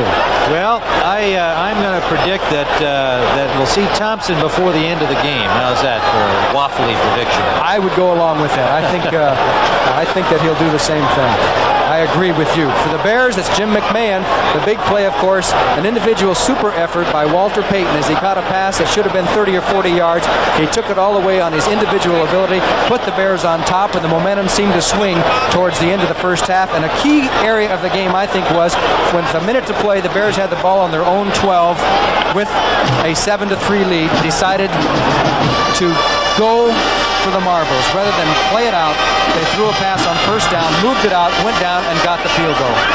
I think that's a very good point. That is perhaps a symbol of Mike Ditka offensive thinking, his aggressive style, his decision to say, hey, let's go for it here. Let's not play it safe. Let's try and move the ball up the field and get some more points. And he has the confidence that his young team can do it for him. Well, that's the kind of a person he is. That's why George Halas hired him. He's an aggressive, offensive-minded player. When he played, he was that way. When he played, he was an aggressive football player. He always wanted to go on 4th 1. He always wanted to throw the ball. He always wanted to make some action, make football fun and entertaining. Too many years the Chicago Bears have been a team that has been run on 1st and 2nd and throw on 3rd. Well, the Bears lead so far, but there's 30 minutes still to go. From Soldier Field in Chicago, it's 10-3 Bears.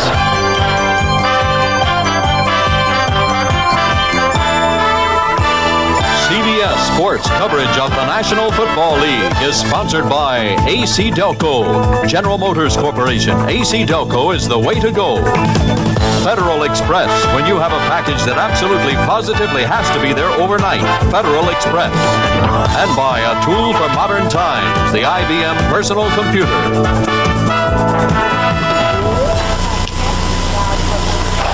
We're beginning our descent into the Dallas-Fort Worth Airport. Good. This is an American Airlines flight attendants class, a training program so selective only 1 out of 200 applicants are accepted. Here's Shelley Hughes, learn to give you the best flight possible, and she'll continue to receive even more training. We taught Shelley a lot, but some things we didn't have to teach her. Happy birthday. We're American Airlines, doing what we do best. When you're looking for quality products at extra special prices, look no further than True Value Hardware Store's Tool Value of the Month. In September, it's the Master Mechanic Professional Rivet Gun with an assortment of rivets for just $4.99. This high-quality tool will help you repair loose gutters, leather handbags, and more. And during September, this Master Mechanic Professional Rivet Gun with rivets is only $4.99 while supplies last. Look for the Tool Value of the Month banner at participating True Value Hardware Stores and Home Centers. Shooting on location is a real challenge. But how good a picture is can depend on how good the paper is it's printed on. That's why the photographers I know use Kodak paper. Not just for the pictures we earn our living with, but for personal pictures, like these. Because what a picture says on the back says a lot about how it looks on the front. Kodak paper. The only way to be sure you get it is to ask for it at a retailer displaying this new sign. CBS Sports is the place to be in September as the best in tennis pursue America's most coveted tennis titles as the U.S. Open continues. And every Sunday through the Super Bowl, we'll bring you the great teams, the great players, the excitement of the National Football League. And the tradition continues with NCAA football. You'll see the nation's top teams in regional action, plus a primetime special. Notre Dame against Miami. All here in September on CBS Sports.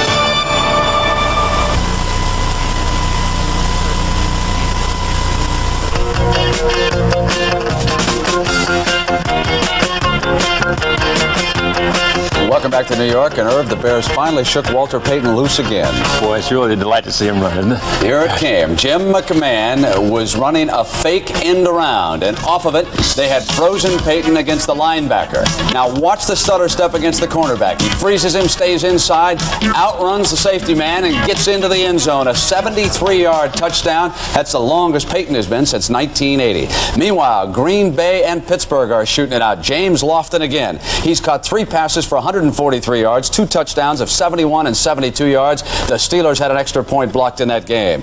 Detroit and Cleveland are slugging it out. Alvin Hall just returned a punt 66 yards. Hippleton threw a touchdown pass to Norris. They are tied at 14 at the half there. The Giants in Atlanta. Many of you are enjoying this game. The Giants were up by 10, then Atlanta kicked the field goal. For new coach Bill Parcells, a little bit different. And here they are going to Junior Miller, one of your favorite tight ends. Tight end, but playing the H-back position as a flanker this time. He's hit, coughed the ball up. Mark Haynes hit him, and of course, the ball was recovered by the Giants. What kind of a day is Butch Woolfolk having, Irv? Very frustrating day. In the first half, he had 2 personal fouls called on him, 30 yards in penalties twisting. Watch this action. He's going to have to cool off. Scott Brunner got the Giants on the board, going to Ernest Gray. That made it 10-0, but again, the Falcons have kicked a field goal, and now at the half, they trail it 10-3. Buffalo and Cincinnati. They are tied at 3. They're at the half of that game. Washington and Philadelphia. And that is 7-3. They have started in the third quarter. Ron Jaworski's first pass from scrimmage. Ron never sees Mark Murphy at a safety position come over, takes this ball away, number 29, picking the ball off for the Redskins, setting up a scoring opportunity for his team. Jaworski wastes no time, this time going to Charlie Brown for a 12-yard touchdown, and the Redskins are in command in the third quarter, 7-3. They sure are. Now, the Dallas Cowboys and the St. Louis Cardinals. The Cardinals broke like they were going to simply dominate the Cowboys this afternoon. Watch Jim Hart and go to Roy Green, who beats a pair of Cowboy defenders, and that gave him a 7-0 lead. And the Cardinal defense was applying pressure like this. Danny White out of the shotgun was simply bowled over. Curtis Greer sacks him. And the Cowboys did not have a single first down in the opening quarter, and Tom Landry knew that just like last Monday night, he was going to have to come from behind. The Cardinals were even going for fake punts from their own 40-yard line.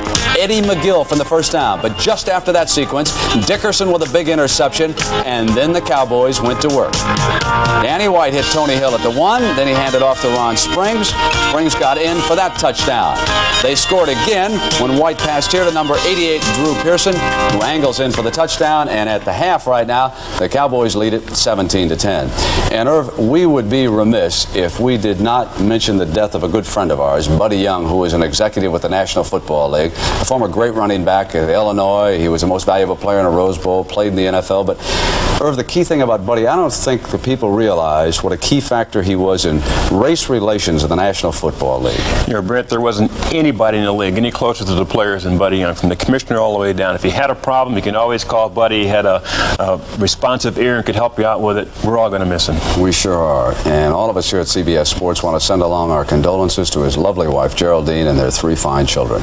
And the NFL Today will continue on CBS after these messages from your local stations. We've got the touch. UNCBS. What happens when an ordinary housewife meets an extraordinary spy? Hand it to the man in the red hat. Bruce Boxleitner's The Spy in Trouble. Kate Jackson's The Adventurous Housewife. Right hand on the stick, left hand down on the throttle. Why? We're flying. Now, they're partners undercover as Scarecrow, Chipping, and Mrs. King. Coming Mondays this fall. This is CBS.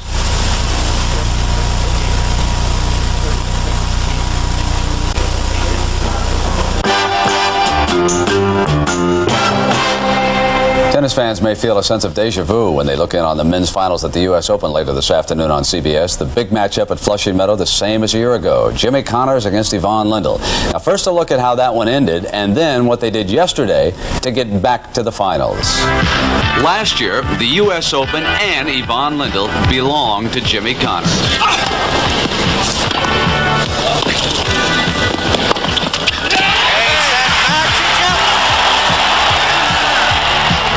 Yvonne has had the whole year to think about losing that final, and yesterday against Jimmy Arias, he earned the right to a rematch. Lindell has not lost a set in this Open. And Yvonne, can you keep it going? Well, I will have a very tough match tomorrow, no matter who I play, and I don't care if I lose a set or 2 as long as I win. Connors did not have a tough match yesterday. He swept away Bill Scanlon, shaking off an injured toe. Scanlon fell in straight sets. Today it'll be tougher. It was a year ago. Connors and Lindell got into this exchange at the net. And Jimmy was unhappy about it. I don't mind playing the way that I'm used to playing. I'm going to be getting in there. I'm going to be very aggressive, and he's going to have to pass me a lot. I'm probably going to have to pass him a lot. We're all both going to have to run down a lot of balls and probably kill each other in the meantime, but it's going to be fun. All right, Ben, you've been covering the Open for the last 2 weeks. Who do you like? You know, it's Jimmy's arena, the whole setting here in New York, Irv, and he'll take away Lindell's serve because he returns as well as anybody in the game. He will attack Lindell's strong forehand, but I think that Lindell is burning with a desire now to win his first major championship, and I really give him a bit of an edge today. What about Connors' injured toe? He's going in hurt. Well, we just checked out of Flushing Meadow, Irv, and Jimmy has warmed up earlier today, and there was no problem when he was out on the court. So apparently he got some ice on it right away last night, and it did didn't freeze up on him overnight. We'll see what happens. Okay, thank you. Now let's send you back to the stadium in a game you're enjoying here on CBS, and we will do that right after these messages.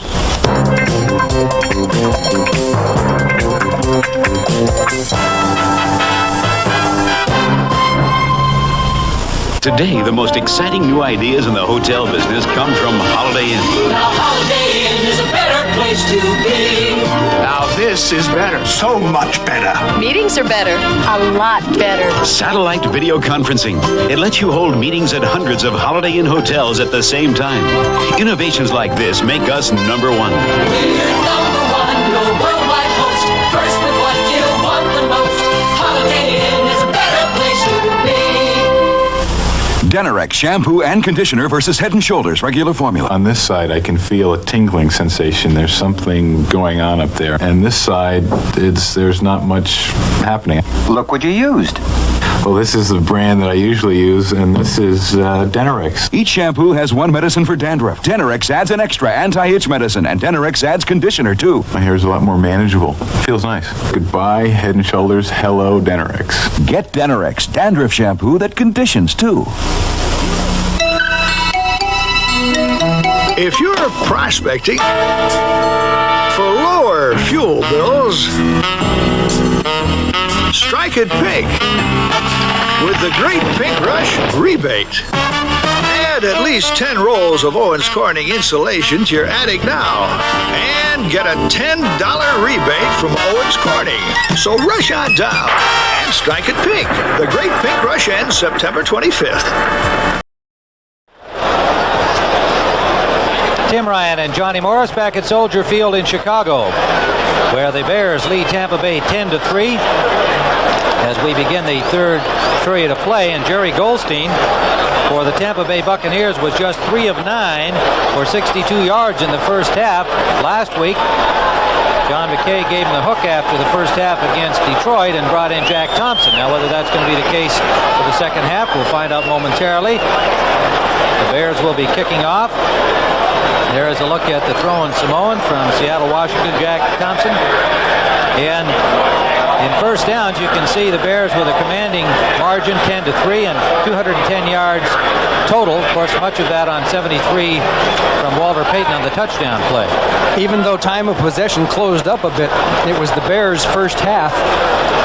They did better on offense and really had almost double the yardage at Tampa Bay, but the lead is not that big, and it's the same thing that happened to the Bears last week. They were ahead, but wound up losing the football game because Mike Ditka said they didn't play 60 minutes of football. So the second half is going to be key. There's a long time to go, and Tampa Bay's defense, despite being behind, has done a credible job.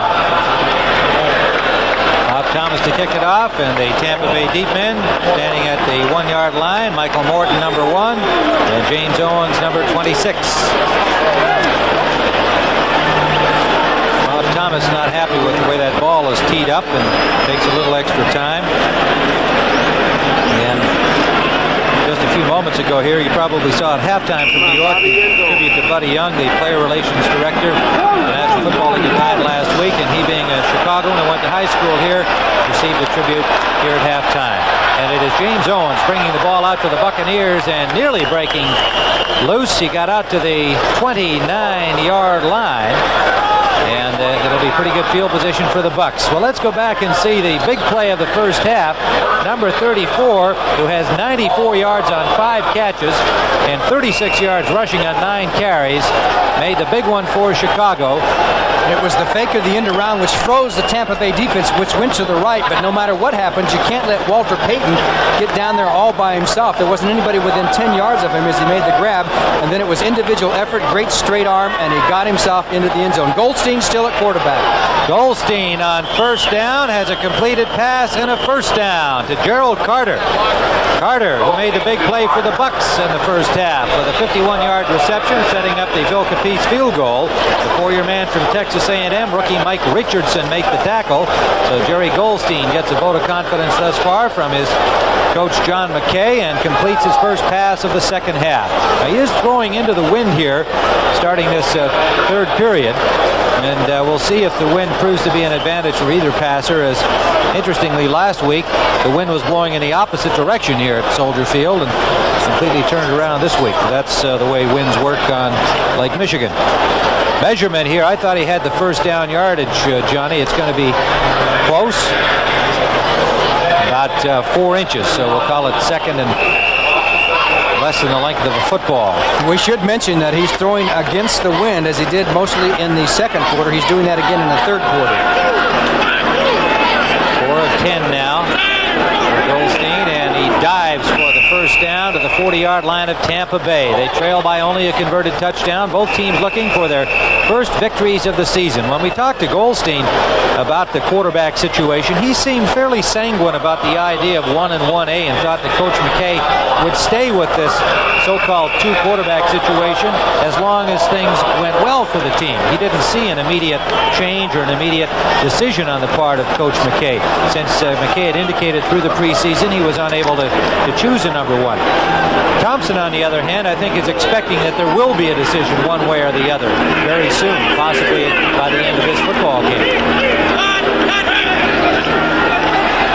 Goldstein on first down, has a completion to Jimmy Giles and a gain of about 9 yards to the 49-yard line.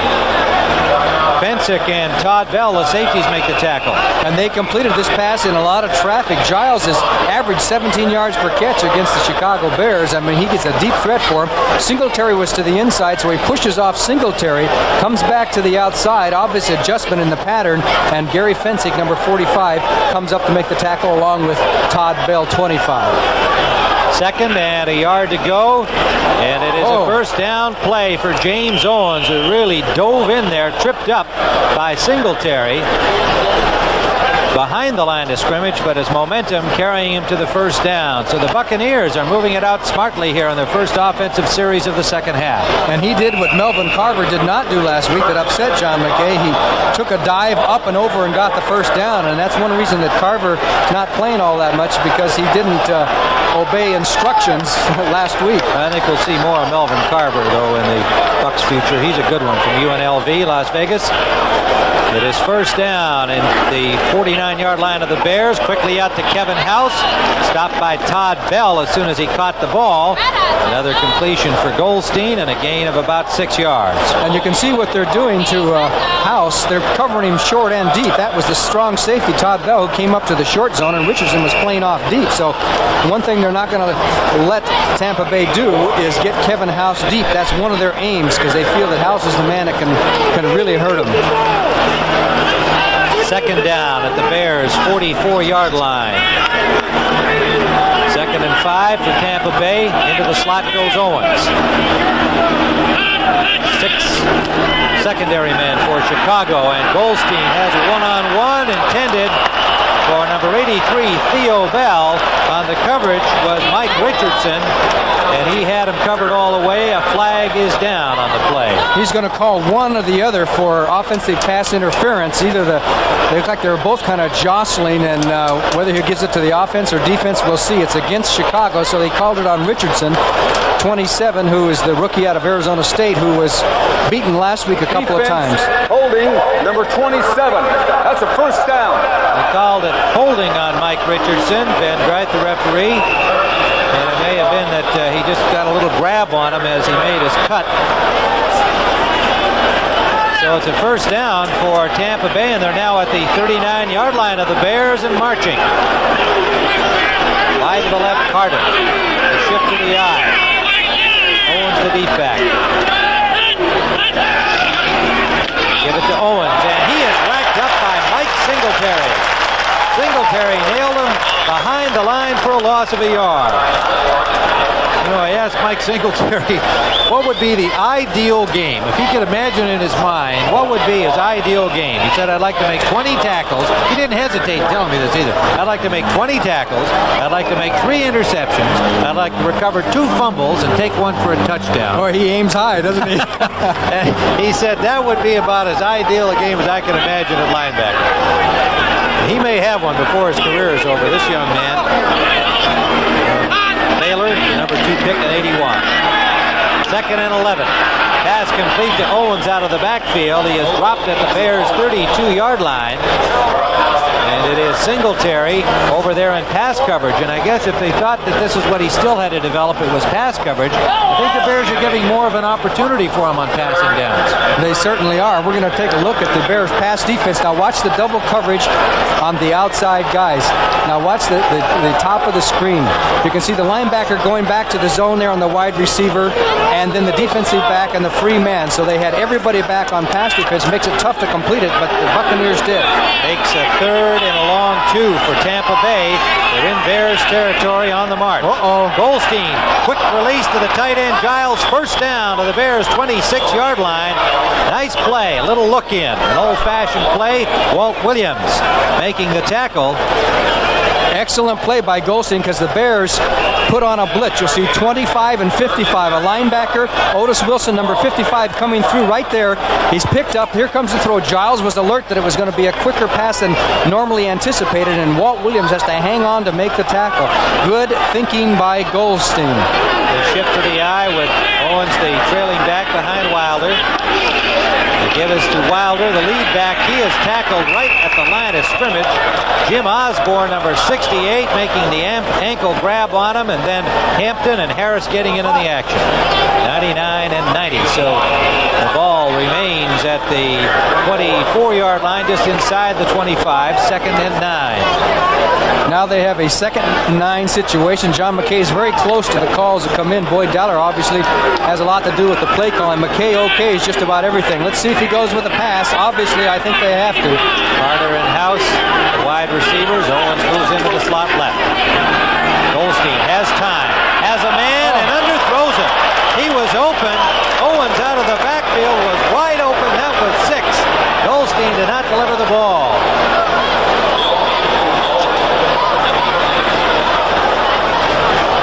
Okay, let's take a look at the second man. He goes to the outside.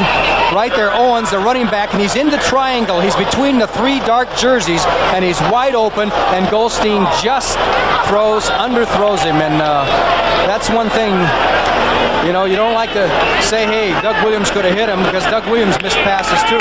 But he had a strong arm. He usually overthrow rather than underthrow. Well, that was badly underthrown. There's no escaping that. Let's see if he can rebound from it. 3rd down. Now the play tougher and bigger for Jerry Goldstein.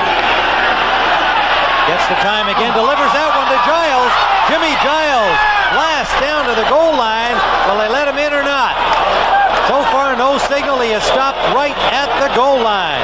Les Frazier and Gary Fensick made the tackle, while Goldstein zipped that one in right on target. He certainly did, and it was number 25, Todd Bell, on the coverage. As you'll see, Goldstein look for Giles. 88 bounces off of Todd Bell, breaks the tackle from Bell, and then goes up the field, puts his head down. Looked like he almost got in there. Finally, everybody else converges, and there's Fensick and Frazier on the tackle. They're down to the half-yard line, but remember, they were down to the 1 before and did not get the touchdown. 3 tight ends are in for Tampa Bay. They shift to the eye. Wilder, the lead back. Owens behind him.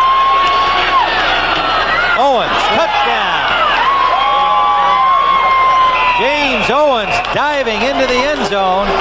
So Jerry Goldstein, very much to his credit, rebounded from missing what appeared to be a sure touchdown, delivering the pass to Giles and taking the Bucs into the end zone. And this time you saw number 50, Singletary, come flying through again, but Owens did a good job of getting up and over the middle linebacker who tried to jam things up. There's 50, and he's hit, and Owens goes up and over. Nice dive, and the Buccaneers can tie it right now.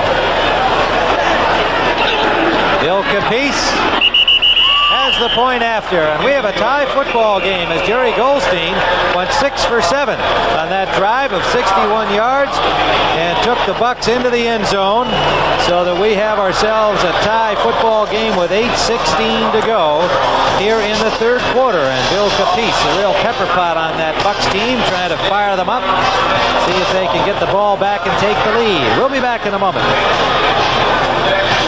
We are USA 1, taking charge with tough, easy-to-own transportation like Chevy Chevette. While Ford's 83 base Escort suggested retail price went up, the lowest price Chevy Chevette held the line. In fact, this two-door Chevette is priced over $600 less than Escort L two-door.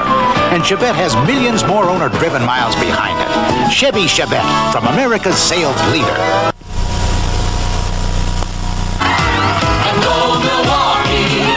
And old Milwaukee Light. Taste as great as their name.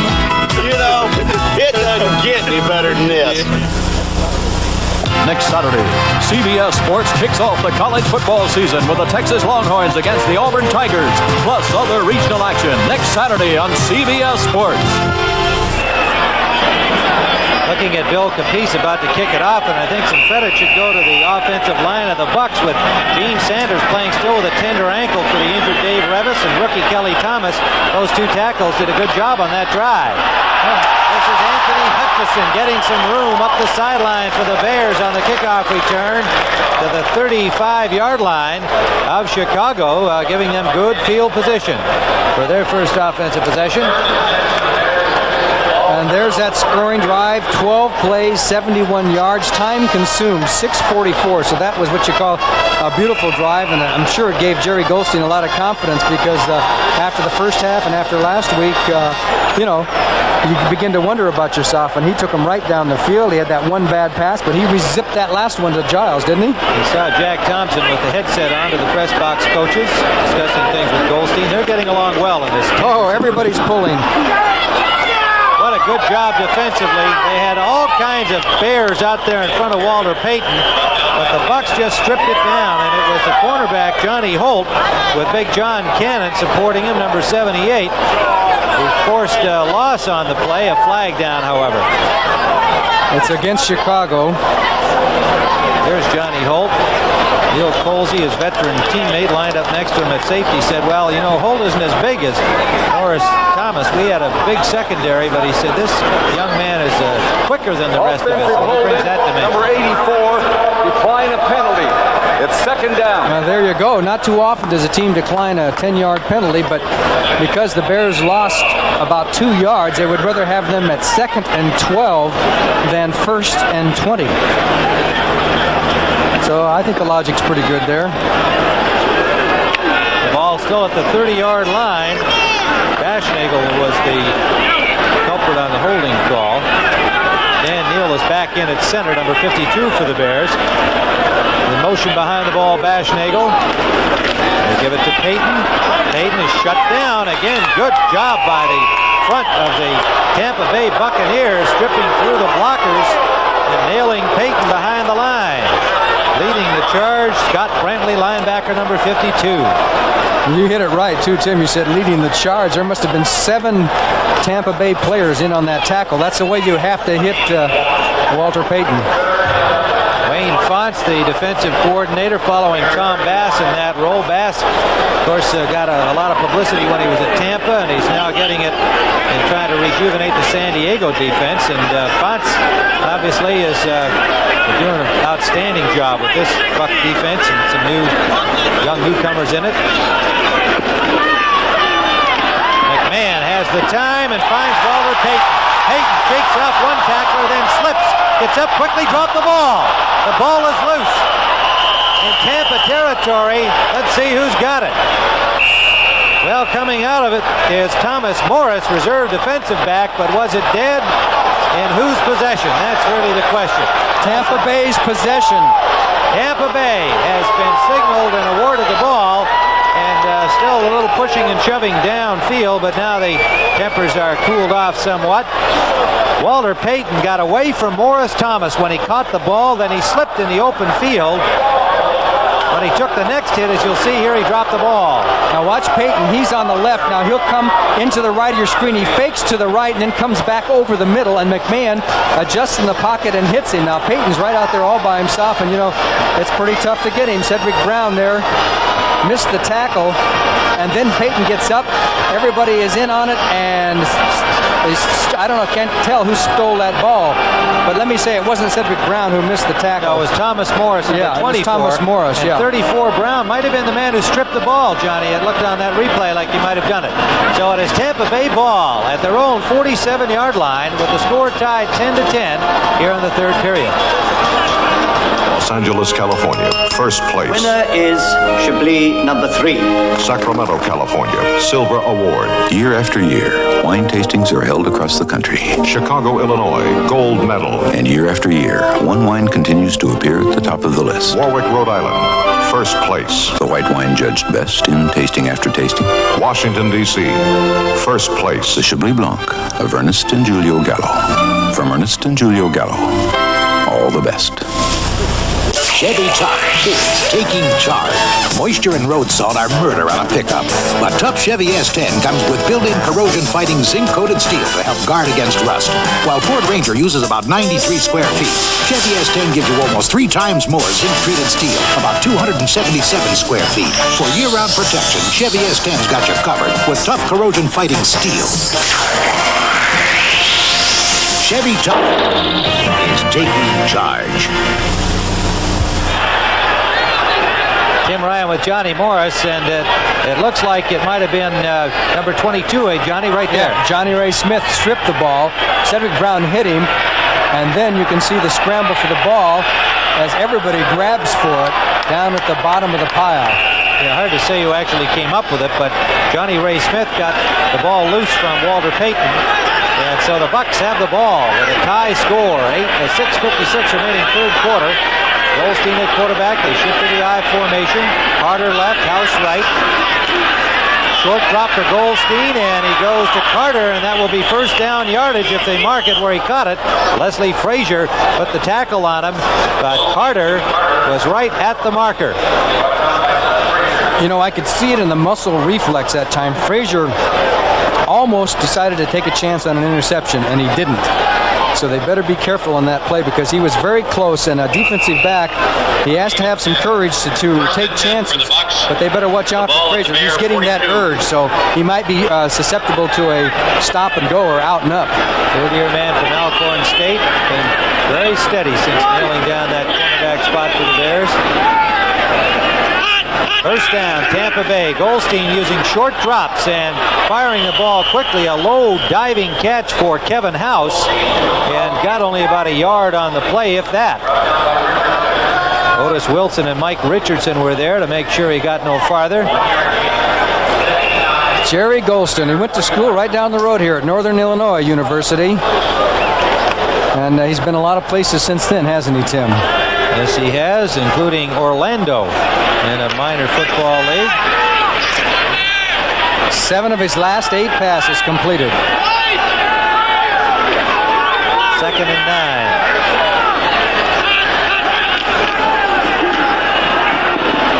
9. Complete again. And it was James Owens out of the backfield, driven out by Todd Bell, number 25, after a gain of maybe 7 yards. They'll spot it at the 35-yard line of the Chicago Bears and bring up an interesting third down play for the Bucs. 3rd and about 4 at the Chicago 35-yard line. Little tester here for the Buccaneers.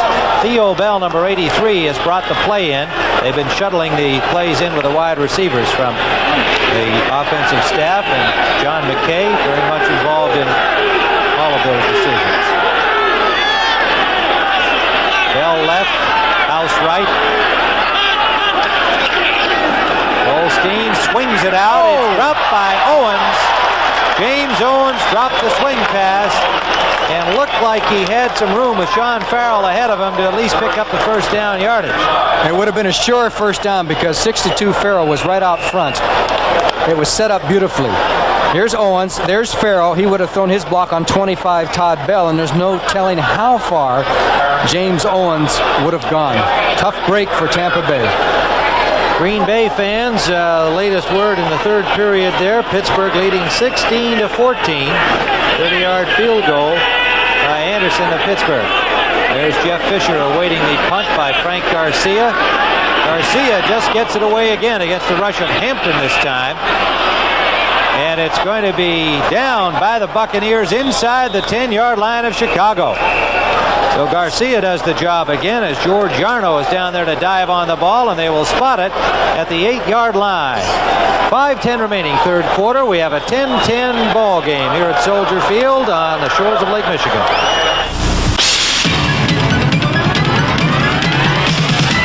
We are USA 1.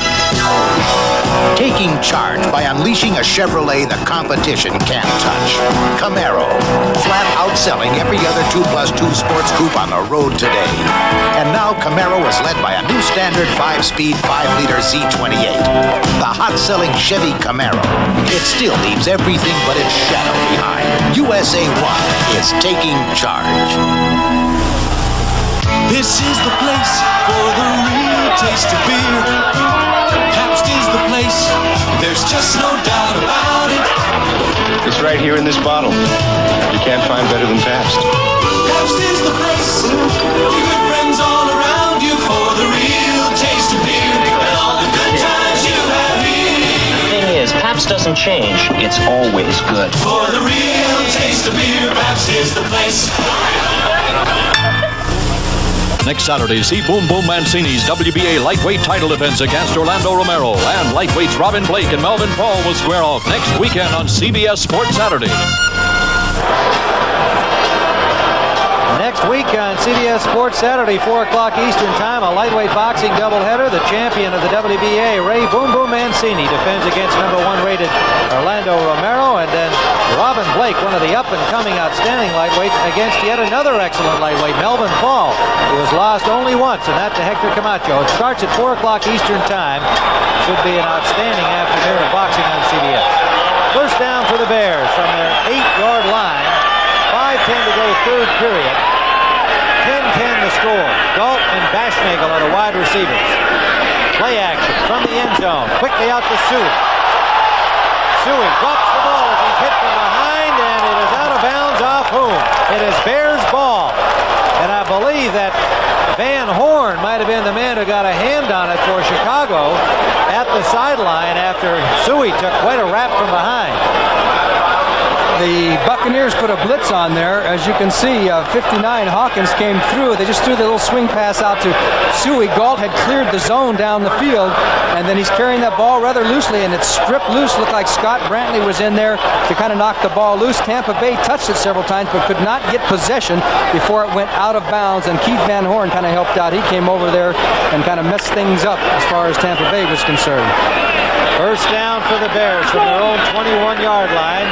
Out of the eye, they shift to the pro set. Suey and Peyton backs.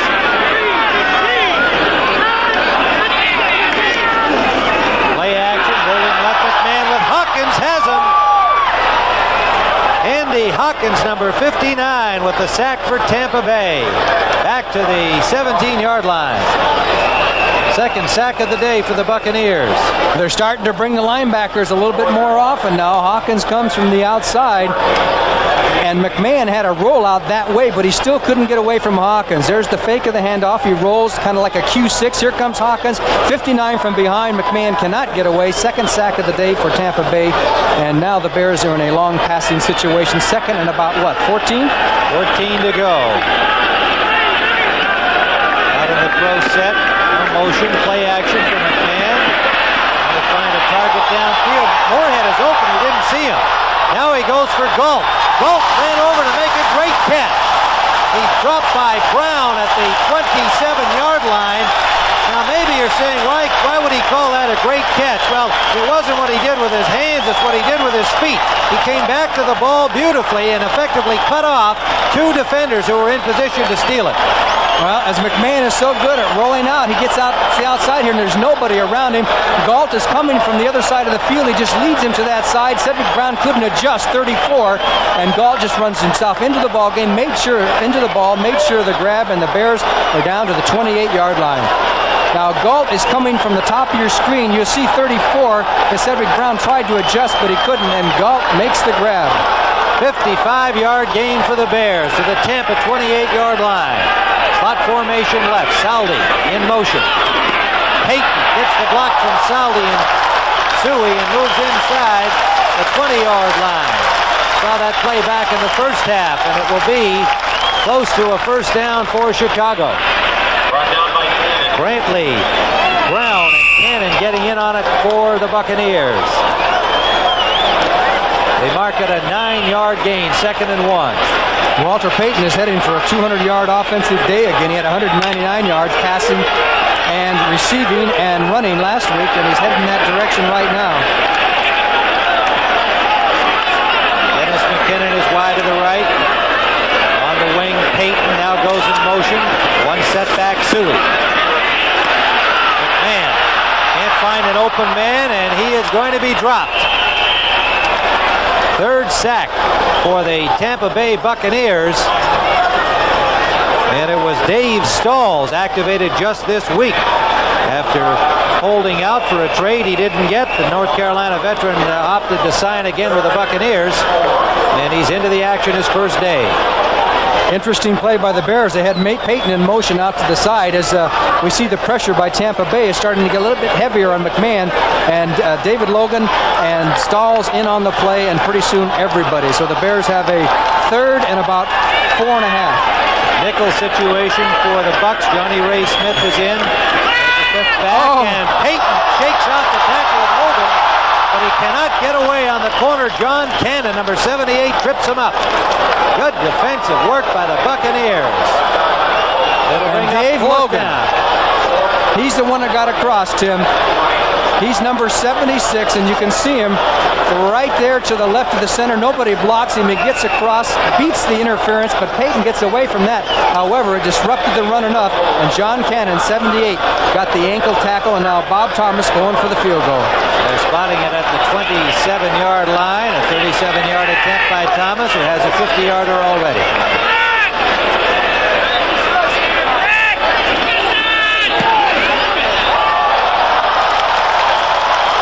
It is no good. It is no good. So Bob Thomas, who connected from 50, fails from 37. And so we have 1:18 to play here in the 3rd period, and this game remains tied. The Buccaneers and the Bucs still looking for their first win. Chevy Truck is taking charge. Are you tough enough to make it with the U.S. Army? Chevy Trucks are. The Army contracted for 53,000 tough, full-size Chevy pickups and Blazers. These rugged four-wheel drives are regular production vehicles powered by the proven 6.2-liter diesel V8. Need a truck as tough as the U.S. Army's? Just sign up at your Chevy dealers today. Chevy Tough is taking charge.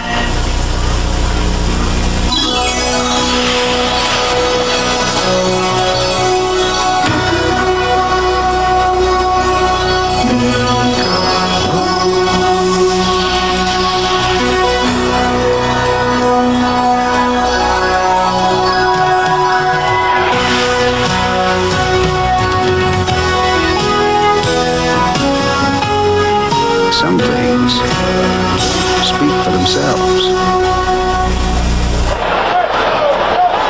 Your basic defensive struggle, 10-10, 1:18 to go 3rd quarter. Looking elsewhere in the NFL, the Giants lead Atlanta 10-6 in the 3rd period. And Mick Lucker's field goal bringing Atlanta closer. James Owens for the Buccaneers picks up about 2, maybe 3 up the middle. Al Harrison on the tackle, number 90 for the Bears, who are running basically with a 4-man front and 3 linebackers more than they usually do in games, in the course of a game. Pittsburgh and Green Bay. Let's see what that one has. 23-14. The Steelers in the 4th quarter now, leading the pack at Green Bay. And Buffalo in front of Cincinnati, 10-3. Joe Ferguson to Butler, a 14-yard pass, giving Buffalo the lead in the 3rd period. All right, it is 2nd and 6 for the Bucs, and Giles away from Otis Wilson has first down yardage out to the 34, maybe the 35-yard line for Tampa Bay. And this short passing attack, short drops and quick release by Goldstein, starting to move the ball consistently for Tampa Bay. And a linebacker has to cover Giles, 55, Otis Wilson out there on the chase. No safety on him, just the linebackers, and Jimmy Giles is becoming a force in this game. He's starting to pile up the yardage, and the Buccaneers finally seem to be getting a rhythm going in their passing game. Goldstein is 9 of 11 this first half. This second half, pardon me, after a not impressive first half. Owens off tackle to the right side. A flag is down as Owens picked up about 7 yards on first down. Let's see what the call is. It's going to be against Tampa Bay, I believe. It looked like it happened somewhere there in the line, pulling out the holding call or something along that order, and it is. So that's a crucial penalty. The Buccaneers are getting another drive established. The Buccaneers had 10 penalties last week. They had fumbles and penalties and interceptions and sacks and everything offensively. Even though they haven't burned up the world today, at least there is now improvement over last week. Holding offense, number 60. Number 60 is Randy Grimes, the rookie center from Baylor, getting some playing time and getting the penalty. And that is the 4th penalty assessed against Tampa Bay this afternoon. Randy Grimes, the number 1 choice of the Buccaneers this year. First down, they move Carver into the slot right. Swing it out for a screen pass to Carver, and Carver is backed up after a gain of about 2. Good defensive work. Cabral over there, Fensick, Otis Wilson all getting in on it. Good reaction to the ball by the Bears defensively. Time winding down here in the 3rd quarter. You know, this is a big sports day in the city of Chicago. Today's attendance 58,000 here at Soldier Field for the Bears and the Bucks. The Cubs and the Sox are both home, and it doesn't happen very often. The Chicago Bears, Chicago White Sox, and Chicago Cubs all playing on the same day in Chicago. Well, we're not sure about the ball scores, but the score here is tied at 10. That's the end of the 3rd quarter. The Bears 10, the Bucks 10. We now pause for a word from your local station. On Falcon Crest, which of these men or women has been brutally murdered, and which will be forced into a desperate fight for life? Friday, September 30th, the secret will be revealed. This is CBS.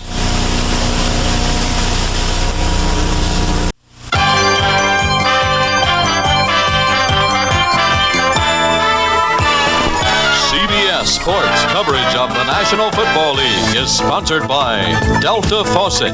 When they're on, they're on. When they're off, they're off. And by Honda Motorcycles. Honda, follow the leader.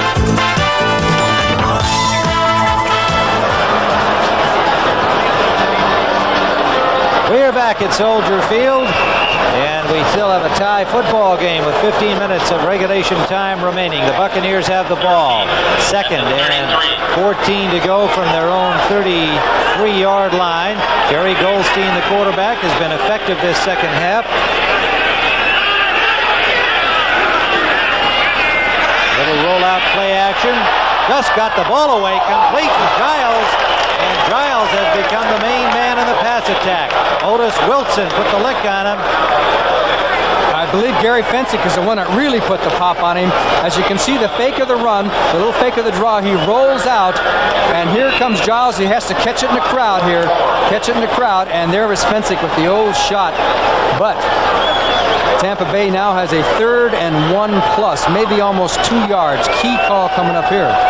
Yes, indeed. And proper credit due to Gary Fensick, number 45. He put the tackle on him. Let's see what the Bucks can come up with here. They shift Owens up to the wing left. Short drop for Goldstein. He's got a man open. Almost.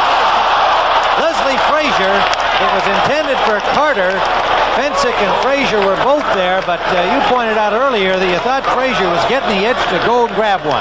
He's been getting the itch all day, and that time he went for it, and he had his chance. He would have gone for a touchdown had he hung on to the ball, because he had a clear field down the right sidelines, and he played Gerald Carter very well that time. Big Dan Hampton had the rush on Goldstein. You saw Goldstein just get it away as Hampton nearly had him. So it is 4th down. The Bears do the job defensively. Frank Garcia standing at his own 29.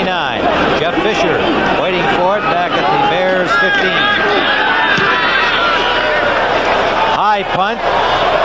Caught by Fisher, and he is dropped. A beautiful tackle in the open field by Thomas Morris, the reserve defensive back, number 24. 40-yard punt for Garcia. Good coverage by the Bucks on the Bears, and so Chicago will be starting. He did a good job because he had Todd Bell, 25, blocking on him. He got away from the block and made the tackle. Thomas Morris. 14 minutes to play in regulation time. We're tied at 10. Here comes the most advanced piece of machinery in shaving history. The new Norelco Rotatract, the razor that challenges the world. Every blade, every electric, every shaving instrument ever made. In closeness, comfort, speed, and quality. It's the shaving machine you've been waiting for, or your money back. Advanced technology Rotatract razors. The first to challenge the world. New from Norelco. You're taking one of the most important trips of your life on $35 radial tires. How good are they? They're warranted by one of the most trusted names in America for 30,000 miles. They're Sears Guardsman steel-belted radials starting at $34.99. Radial designed for performance, steel-belted for durability and peace of mind. Steel-belted radial confidence starting at $34.99. There's more for your car. Confidence installed day and night. There's more for your life at Sears. Honey Bears warming things up, and it's a beautiful afternoon here. Doesn't need a whole lot of warming up. Ladies are there anyway, as usual, on the sidelines for the Bears and their fans. And the Chicago Bears have first down at their own 17-yard line. Call it the 18. Suey. Sorry in front of him, and Payton, and Suey gets up close to the 10-yard marker with a diving effort. Scott Brantley forced him out.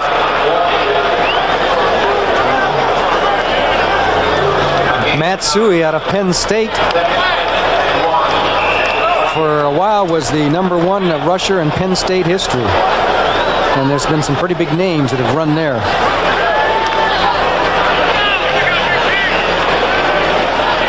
Second and less than a yard to go. It's spotted at the 29-yard line. Bucs defense continues to be plenty tough. McKinnon and Galt, the rookie receivers, are tandem for the Bears at the moment. Here is to Suey, and he is able to get nowhere close to the first down. But again, that Bucs front doing the job defensively.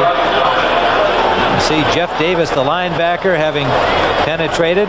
We see Dave Logan, who's been in the middle of most of the action all day, at the bottom of that, and Selman as well. Here's Jimbo Covert, 74, the left tackle, against Leroy Selman, 63, the defensive end.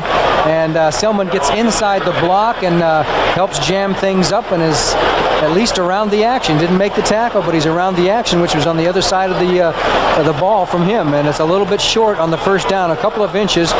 Third down and very, very short.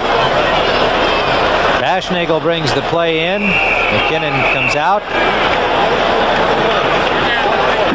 Third and short. Three wide receivers.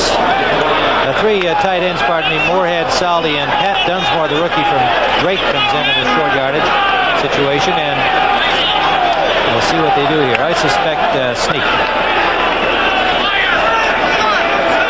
Suey and Payton set up behind Jim McMahon. Flags down. McMahon had the yardage and then some for the first down. Payton moved a little bit too soon, and really that's kind of an unnecessary penalty because Payton had nothing to do with the ball. He didn't even have to move because he wasn't a blocker or anything. At least I think it was Payton. Let's not indict him before the official makes the call. But it looked like Walter moved a little bit too soon.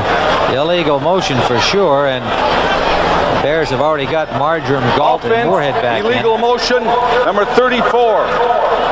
Walter Payton, one of his rare mental lapses. He doesn't have any physical ones, I don't think. That changes the situation here, too, doesn't it? It does. It's a pass play now. They've got the pass receivers in. Let's see whether the Bucs respond to that break of the Bears' mistake and try to shut the Bears up in their own end. 13-17 to go. Regulation time, a 10-10 tie. 4 defensive linemen in for Tampa Bay. Shotgun for the Bears. Moorhead in motion.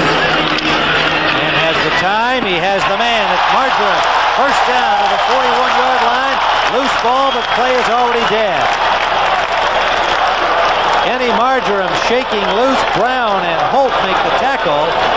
But Jim Jim McMahon, the sophomore from BYU, delivers the goods. We saw Johnny Ray Smith with the ball, but play had been whistled dead. Out of the shotgun, you'll see 82 come from right to left, right across the screen, and Holt has to cover him all the way across the field. That's kind of an impossible job, and it's a key first down for Chicago. Kenny Marjoram, one of the best windsurfers in the United States. He taught a course in that at Stanford. I always loved that little item in the press guide. First down. Willie Gault. Willie Gault on the reverse. And Gault gets about 8, maybe 9, as the Bucs covered it pretty well. A flag down on the play. Bears have been working on that in practice all week, as you might expect. They want to try and spring this sprinter and hurdler into some open territory. So far, they've been unable to do it. See with who the flag is against here. Not move the ball back to Bears territory yet, the line of scrimmage. It appears it's going to be against Chicago because the Bears are walking back towards the 20-yard line. That's usually a pretty good tip, isn't it? Yes, it is. They know something already, but there's a discussion among the officials going on. A holding call, which is a 10-yarder, and the Bears are moved back. Holding, offense, number 84. Ryan Bashnagel charged with the holding. Gault comes off the field. Bashnagel's over on the sidelines. He wanted to get out in a big hurry because he knew he had done something wrong. Let's take a look. He's blocking there on Neil Colsey. I don't know. It looks like a pretty close call to me. From the 35-yard line, it is 1st and 15 for Chicago. In motion goes Payton. Pitch out Suey. Cuts it back upfield, slipped a little bit, and got to the 40-yard line, back to the original line of scrimmage. Jeff Davis, number 58, having another effective afternoon. The young man from Clemson made the tackle on Suey, but Suey had lost some footing as he made his cut. The Bears are playing without Noah Jackson, their fine left guard. Rob Fata is filling in. Jackson has a pulled abductor muscle. Fata has not looked out of place, though, in these first 2 games. A rookie from Pittsburgh, lined up alongside his Pittsburgh teammate, Jim Colbert, who was handed that job at left tackle, but Fata in there to replace Jackson has been doing well. Play action again, the heat on McMahon. That's Cannon after him. Got the ball away in the general direction of Payton just as Cannon dropped him. That Cannon's got big speed. He certainly does, and I'll tell you who you have to get some credit for, too, is Jeff Davis, 58. He took Payton out there in the flat. They were trying to throw a screen to Walter Payton and did a good job.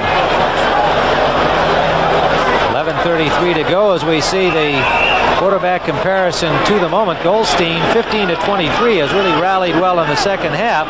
McMahon, 15 to 22, 252 yards. He's got the advantage in that category as Goldstein has thrown mainly short. 3rd and 11. 4-man rush for the Buccaneers. They have 4 defensive linemen in. Dave Stalls is in, and they have a nickel back in Johnny Ray Smith. In motion, Moorhead back to the slot. McMahon steps up in the pocket, and it's intended up the sideline for Marjoram, broken up by Mike Washington, and Washington was hurt on the play. He broke it up, but McMahon floated that ball. It looked as though he thought Marjoram was a little more open than he really was and had the time to kind of float the ball. But Washington used that opportunity to get to it and break it up. That's right. You can't zing it there when you're, he had to get out of the pocket here, and he started to run and throw on the run. Washington was laying off, and he watched the quarterback too, just like everybody else does, and he came right in there and arrived when the ball did. A good play. However, he was down on the field. He's up and heading for the sideline, so it looks like he's going to be okay. Looked like just the collision of the hands of Marjoram and Washington both going up for the ball. He might have got smacked in the face above his head guard, but he's all right. So again, the Buccaneers do another outstanding defensive job, and Parsons into punt. 11:26 to go. The deep men are Andre Tyler, the lone deep man, back at the 20-yard line, signals fair catch, and Andre Tyler pulls it in at the 22-yard line of Tampa Bay. So now, let's see if the Buccaneers... There's a penalty down on the field, apparently against Chicago. Back in behind the line of scrimmage, the Chicago Bears. Well, this will be an interesting one. Do they want to take the ball, make sure they've got it, no fumbled punt or anything, or would they like to move the Bears back? It is a holding call, and take their chances on a possible big return or better field position. They're going to take the penalty. The Bears will be penalized. Parsons will get another chance to punt the ball again, and he's punting into the wind. So the Buccaneers are certainly making the right decision here to hopefully the wind holds up the next team, number 44, before they kick the ball. Terry Schmidt. There he is. That's a left hand on the back of the jersey. We got him dead to rights, haven't we? Yes, replay is fantastic. Well, good job by the officials picking that one up. So Parsons at the 15-yard line. Now the Bucs are going to come out of this with a significantly better field position depending on the punt. And it's a good punt against the wind. Excellent punt. Tyler signals fair catch at the 29-yard line, so they gained a little, but Parsons made a clutch punt there. 11-11 to play, regulation time. We are still tied at 10 here at Soldier Field. We'll be right back. A lot of good old boys around here know the best places to hunt and fish. Places that are hard to get to and get through and get around. That's why they got the original, the Honda ATC. The ATC will get you through water, it'll get you through swamp and mud. The fact is, the ATC works so good down here. There's a story going around that Mr. Honda used to live on the bayou. Everybody know he lived up by Shreveport. Oh. Soccer, basketball, baseball, football, watch them all. With Rose in hand, you'll have a ball. 'Cause there's no taste like the Rose. Rose, no taste like the Rose. There's no taste like it. Everybody knows there's no taste like the Rose. Wild Irish Rose wine. Tim Ryan with Johnny Morris back at Soldier Field, a 10-10 tie. There's the clock remaining, fourth quarter. Meanwhile, look what the Cowboys are doing in St. Louis. They trailed in this game 10-0. They now lead it 31-17 over the Cardinals at St. Louis. Next Sunday on the NFL Today, the Dallas Cowboys will be at home against the New York Giants in the second half of our doubleheader. The Bears will be at New Orleans. Tampa Bay will be home to Minnesota. And some of you will see the Rams at Green Bay.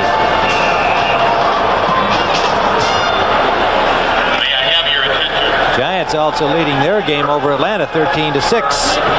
Meanwhile, Jerry Goldstein continues at quarterback. He is 12 of 14 for 105 yards in the second half after going 3 for 9 in the first half. Play action. Going deep. He's got a man open, and it is incomplete, intended for Gerald Carter, who was behind Fensick and Frazier, but the ball a little bit short. When he stopped for it, the Bear defenders caught up.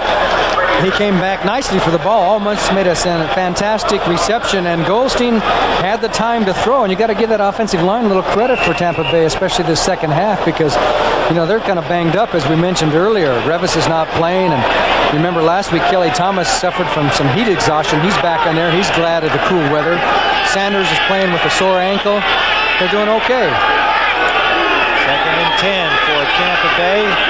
Out of the eye. Swing pass to Owens, a little low. And had he caught it, make it Carver, Melvin Carver, number 28, not 26. Had he caught the ball, he was going nowhere, but the ball was a little low. And meanwhile, let's take a look at a couple of more scores that are in. Washington and Cleveland, the Redskins, trying to even things at 1-1, leading Philadelphia 17-10 now, and that's in the fourth period. Cleveland over Detroit 21-17. The Lions, of course, beat Tampa Bay 11-0 last week. They trailed in the fourth quarter.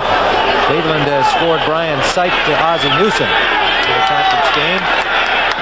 3rd and 10 for Tampa Bay. So both these defensive teams have been doing the job. Let's see if the Bucs can beat the Bears defense here. Goldstein with the time, pumps and then runs out and throws it right to Terry Schmidt. Schmidt for the Bears. To the 10. Diving in, touchdown.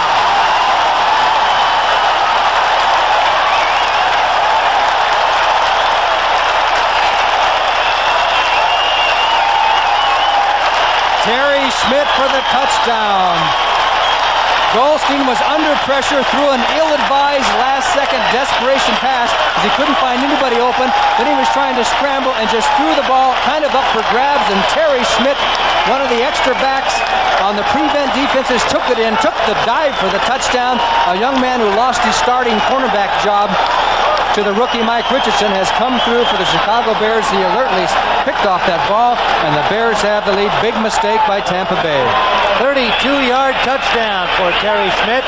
Bob Thomas in for the point after. And he has it. And a flag is down. A flag down on the play. They ran into the holder, Brian Baschnagel, actually, but they may be calling roughing the kicker here. We'll wait and see what the call is. The point after was good, so it may wind up in a simple decline. But the best part about that, as I looked down, it was Morris Owens Thomas Morris. Thomas Morris, number 24. When the official threw the flag, he picked up the flag and threw it back at the official. So we may have a penalty on the kickoff. Yeah. Which certainly has a bearing on the football game. Yes, it does. Thomas Morris, number 24. Looked to me like he killed. Let's see it again here. Does a pretty good job of acting on this, too. I mean, there's no question he came in and made contact. Now, Thomas kicks the ball. Here comes Thomas Morris, and watch Thomas just lay out the old back swan dive. Down he goes, and that's it. Kick was still good.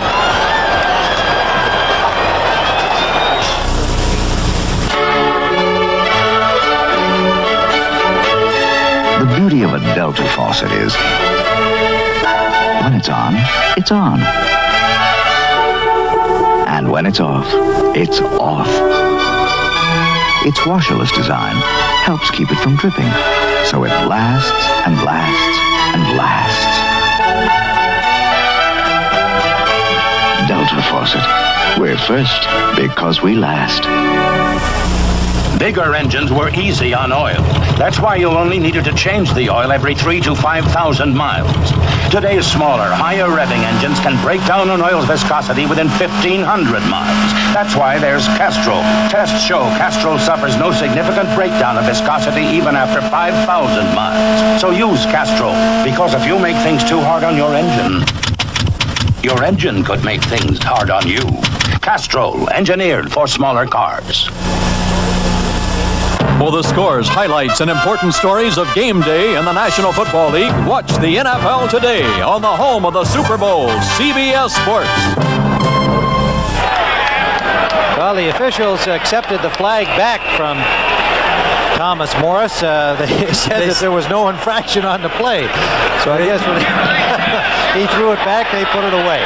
The kickoff is taken by Morton at the 1-yard line, and number 1 scoots up over the 20 to about the 22, where he is met by Leslie Frazier, number 21 of the Chicago Bears.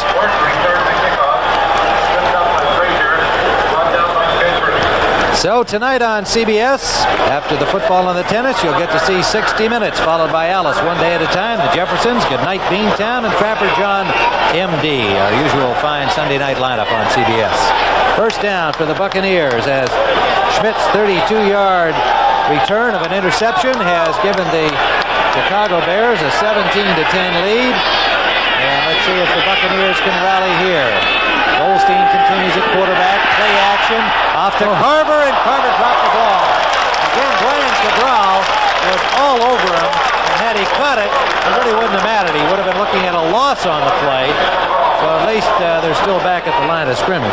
You know, Al Harris, number 90, is the one who almost intercepted that ball. If he'd have turned his head, it was right there.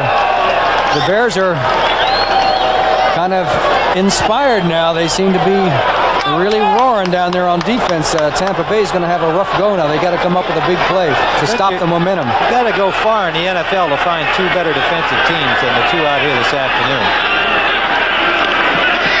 Straight drop this time, but Goldstein is sacked.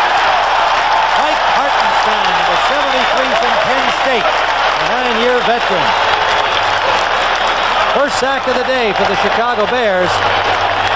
And Mike Hartenstein's on the left of your screen. Over the left tackle, Kelly Thomas. You'll see 73 gets outside of Thomas and just beats him and heads right in straight to the quarterback. You have to give the right tackle, Kelly Thomas, an F on that play, as Hartenstein just gave him a little move and just dipped to the outside and was there. Zap. Last week, of course, there were 7 sacks by the Lions, so Kelly Thomas and Dean Sanders and the guards have been doing a little better job in this game. Goldstein going deep. He's got a man open. Theo Bell out of bounds at the 35-yard line. Mike Richardson, the rookie cornerback, on the coverage, one-on-one, and Goldstein can throw the ball down the field. Boy, he certainly threw that one down. They were running stride for stride. All of a sudden, Bell just took off and got a spurt of speed over Richardson, who was trying to run right with him side by side, and the pass was really out there nicely. Beautiful pass by Goldstein. Theo Bell keeps Tampa Bay in this ball game, keeps the drive alive, out of bounds, and Richardson's had a rough time on some key passes his first game last week, and now this was a key play. 52-yard gain to Theo Bell, and made a real good catch. It wasn't that Richardson was way off the ball or fallen or slipped. Pass was perfect, yeah. Pass was perfect. Bell made a good catch with the hands of Richardson in his way. That is Carver. Melvin Carver picking up a couple, getting to the Bears' 32-yard line. Dan Hampton and Jim Osborne, the tackles, making the stop for the Bears. Let's call it a 1-yard gain as they mark it. 2nd and 9, and the Buccaneers trying to move down to tie things up. 9:26 regulation time. You know, they're getting themselves in some of these situations. They've been running on first down a lot, and you see they're ended up 2nd and 9, 2nd and 10, and that puts a lot of pressure on you. I sure would like to see any football team throw on first down a little more. 2nd down, flare out, almost picked off, intended for Giles. Otis Wilson nearly had himself an interception. The Bears have had 2 or 3 close calls like that today, and again, nothing but end zone in front of him. And again, Goldstein didn't really deliver the ball with zip.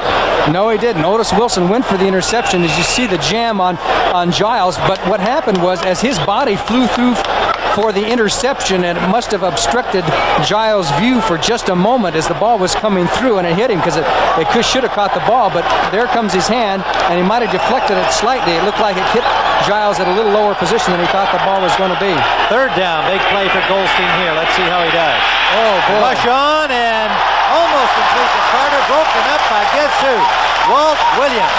Boy. Number 43, Carter is going to see him in his dreams tonight. Well, if that wasn't Walt Williams was hanging all over Carter as he came down. I'm really surprised they didn't call a penalty on this. Watch it at the bottom of your screen, bottom left. I don't know if you'll see it, but when he was hanging on him before, no, you don't see it. But they got away with it, so Tampa Bay has a 4th down situation. Walt Williams picked up as a free agent from the Vikings. 7-year man out of New Mexico State. 50-yard field goal try by Bill Capice. Bears fans remember that this young man did it to them in overtime in the final game of the season last year. Knocked Chicago out of the playoffs. It is no good. Capice is short. 8:55 remains on the clock. And the Chicago Bears will take over the football, the line of scrimmage, at their own 32-yard line. We'll be back. This Bud's for everyone who's got the heart and courage to go the distance.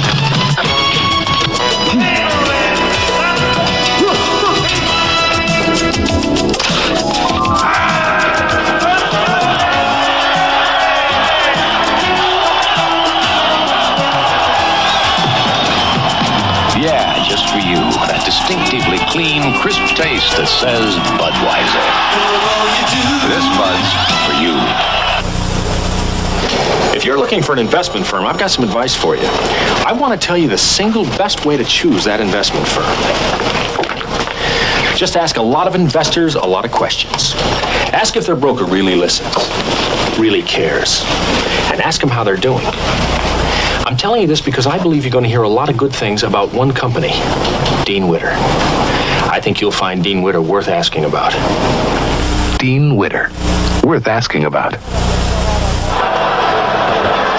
Well, the sailors are still out on Lake Michigan, along with a couple of boats without sails. A big freighter churning by. And our view here from the press box atop Soldier Field. 17-10. The Bears lead on Terry Schmidt's interception. And the Bears have the football as Joe Capice missed the 50-yarder as the Bears defense stopped the Bucs drive after the long pass to Theo Bell had them down into Bears territory. Saldi in motion behind the ball. Walter Payton. Payton off tackle, and a good tackle by number 58, Jeff Davis, the second-year man from Clemson.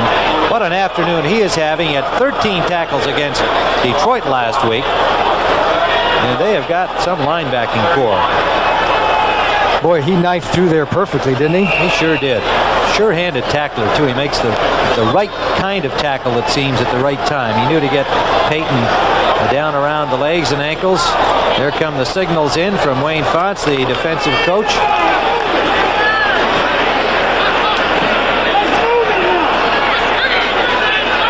Second and 11, a loss of a yard on the play.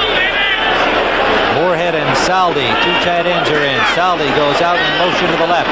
McMahon to Payton. Flag down on the play. Payton got about 4, was hit immediately. And it was Andy Hawkins, number 59, the left side linebacker on the hit. Ben Dreith will let us know what the infraction was. And meanwhile, Washington is leading Philadelphia 20-10 now on a Mark Mosley field goal, opening their margin to a 10-point lead over the Eagles, the Super Bowl champion Redskins. And Cleveland, Detroit, a 4-point margin there for the Browns as it's marched off against the Chicago Bears. 21-17, Cleveland leads in the third. Personal foul, illegal, chop block.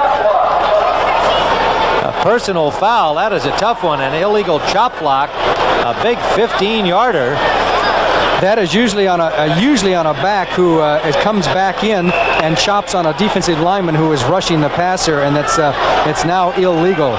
They didn't say who committed the crime there, but it's back at the 16-yard line. And that could be every play now in a one-touchdown margin game as time winds down. Every play like that becomes a big one. The Bears in a shotgun, backed up deep in their own zone. Bucks trying to get pressure. They throw it out to Suey. Suey gets a good block. Suey still going. Suey to midfield. Tripped up by Mike Washington, number 40. Good running by Suey. There was an outstanding block there about 10 yards downfield, Johnny. We'll see who it is. 33-yard gain. Watch the Buccaneers drop way off because they have a long way to go for a first down, so they just throw the perfect pass underneath. A screen pass to Suey. 69, Reeve Sori's out in front to throw a key block. Payton was down the field. He got through and just kept his feet going as Scott Brantley was the man that was knocked down. And finally, Washington comes over to stop Suey. Would you have believed they would have gotten a first down out of that on his little screen pass over the middle? No, more than a first down. 33 yards out to midfield for the Chicago Bears. Reeve Sori doing a great blocking job. Payton nearly dropped behind the line and will still be stopped for a loss. And that was either Davis who blew in there, Hawkins, 59, who blew in and forced Walter deeper. And then the Buccaneers followed behind to drop him for about a 1-yard loss. Maybe, now let's see where they spot it here. It's going to be a 4-yard loss for the Chicago Bears. Now they move the stick back, and the Pittsburgh Steelers have defeated Green Bay 25-21 at Green Bay today. So Packer fans have to look the next week for another victory. 2nd and 14 for the Chicago Bears at the 46-yard line of Chicago. Great drop from McMahon. Has There's the time, and can't find a receiver, and that allows Jeff Davis, number 58, to score another sack. Back to the 40-yard line. Johnny, it looked to me like McMahon was a little eager there to get out of the pocket, without really giving his receivers a chance to get open on that play. Let's take a look. Let's make a judgment. Of course, remember, we're seeing a little bit of slow motion, but you're right. He wasn't pressured. You see some pretty good speed here by Jeff Davis. He's running down that quarterback, and McMahon's not a slow quarterback. What a football player that Davis is.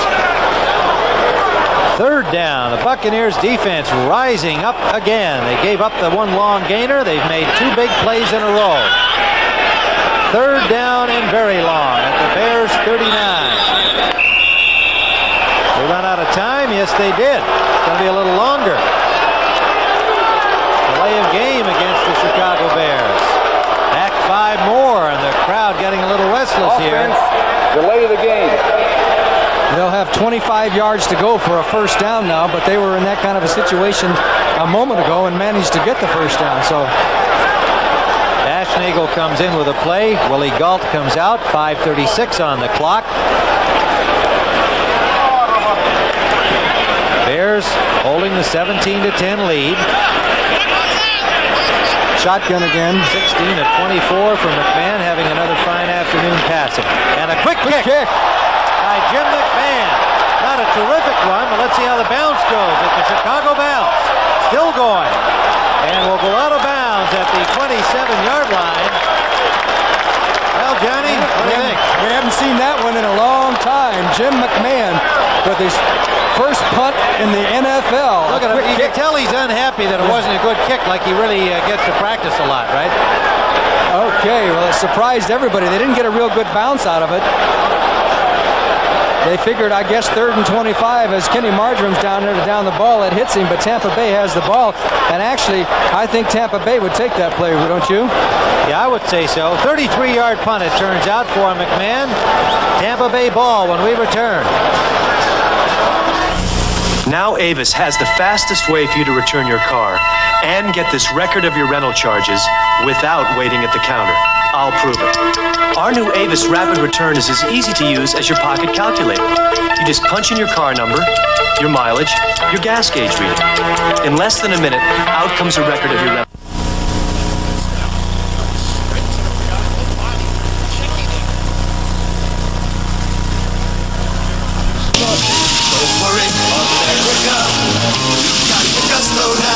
Here's to the guys who are making America great. From the guys who make Schlitz, a great American beer. Have a Schlitz, America. You got the gusto now. You got the gusto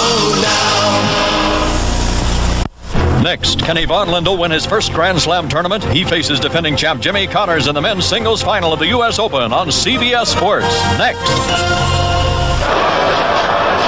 There's Jim McMahon on the left of your screen, center Dan Neal, and McMahon not happy with the fact that he didn't get a better punt on a quick kick, but it really wasn't too bad. But as you pointed out, Johnny, the Buccaneers do have the ball in pretty good field position, 29-yard line. I think they'll take that any day. Remember when Seattle did that against the Bears and Mike Ditka called it a high school play? Yes, he did. So Wilder and Morton are the running backs. Morton in the slot. They go to Wilder. He is dropped by Dan Hampton, slashing through. As soon as Wilder got the ball, he got Dan Hampton. Well, I'll tell you one thing. You can sure get a tendency on Tampa Bay on first down. I don't know the exact stats, but they must have run every time but about one that I can think of on first down today. 5:04 and counting. The Buccaneers trail by 7. 2nd and 10. No gain on that play. Kevin House and Gerald Carter and Theo Bell, 3 wide receivers are in. House in motion. Goldstein up the middle to tight end Giles. He has a first down as Todd Bell tackles him at the 40-yard line, number 25. Okay, Jimmy Giles, number 88. Big and fast as he goes down the field. The Bears put the blitz on. Goldstein saw it coming. Giles just turned around quickly and made the reception. And that's good thinking because he smelled that blitz and he looked. He turned his pattern a little bit quicker than you normally would. He only went down about 8 yards. That means that he was able to pick up on the blitz and he knew Goldstein was going to have to get rid of the ball quickly. Swing pass. There Morton. they go. Michael Morton dives for another Tampa Bay first down into Bear territory over the 50. Tripped up by Leslie Frazier, number 21. Perfectly timed swing pass to Morton. He kind of lost his balance, but the little guy from Las Vegas might have gotten even more. But the Bucs are now right at midfield. They're going to spot it, and they are on the march with 3:43 and counting. Giles, meanwhile, has caught 7 for 74 yards in the second half. There's your play selection, Johnny. Almost identical number of choices on first down for the run. Oh, big hole up the middle, and it is Melvin Carver out of the doghouse and into Bear territory to the 39-yard line, and a first down. Carver, criticized by John McKay last week, got into the action early today and has been in and out. Here's a big play and a big hole. Yes, and a good block by Wilson, the center. He really straightened up Dan Hampton to create that hole. First down, Buccaneers on the move. 3 minutes now under. High formation. Short drop, quick flare. Completed, but not for a whole lot, to Kevin House, Todd Bell, and number 27, Michael Richardson. Combining on the tackle. A pickup of 5 yards on the play, a little more than I thought. Let me give credit to Grimes. It was Grimes that was in on the center at that play instead of Wilson.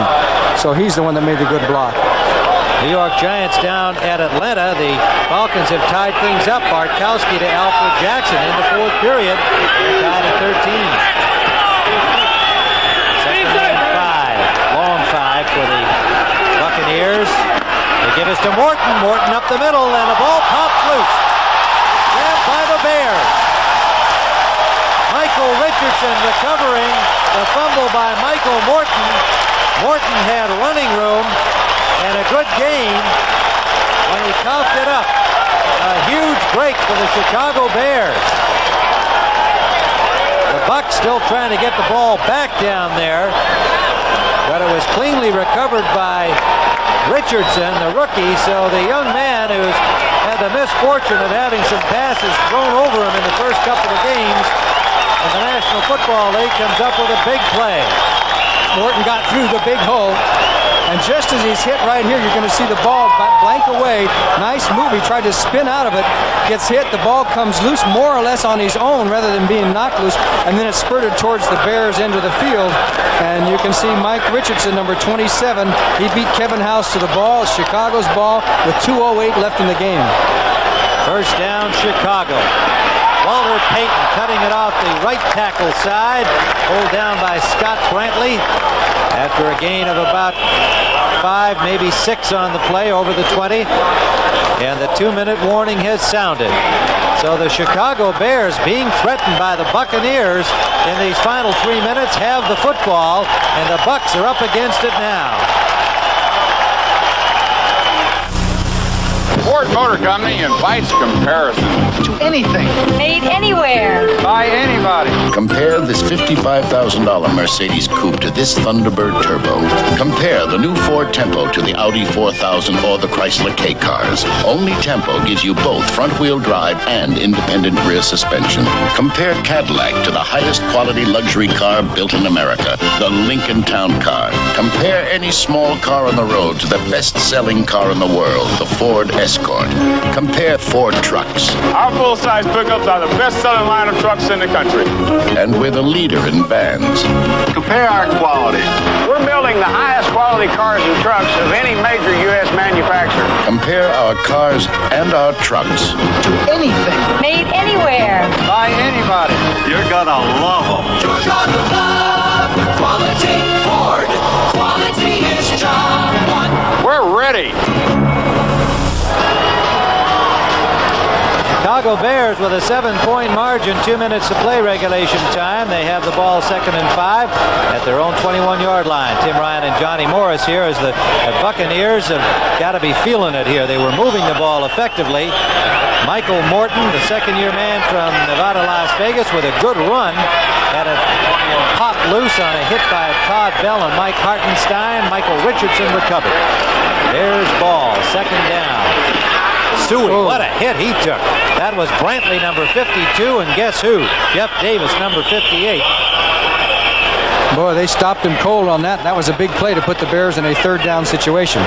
Well, joining us in our booth here, having his picture taken by the New York Times photographer, is Commissioner Pete Rozelle, who's here in Chicago enjoying the NFL action this afternoon. His wife, Carrie, is also with him.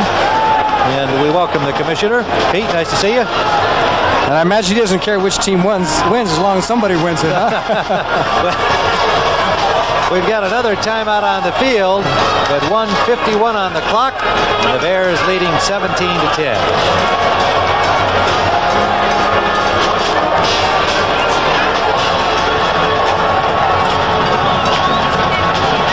Yeah. Well, remember, coming up after the football action this afternoon, the U.S. Open will have the men's singles final. Jimmy Connors and Ivan Lendl will be matched up, and it's a matchup that everybody's looking forward to. They've had some good battles before, and a lot of people think maybe this is going to be Lendl's year to win the Open. Okay, key third down play for the Tampa Bay Buccaneers. In fact, the old ball game might be right on the line.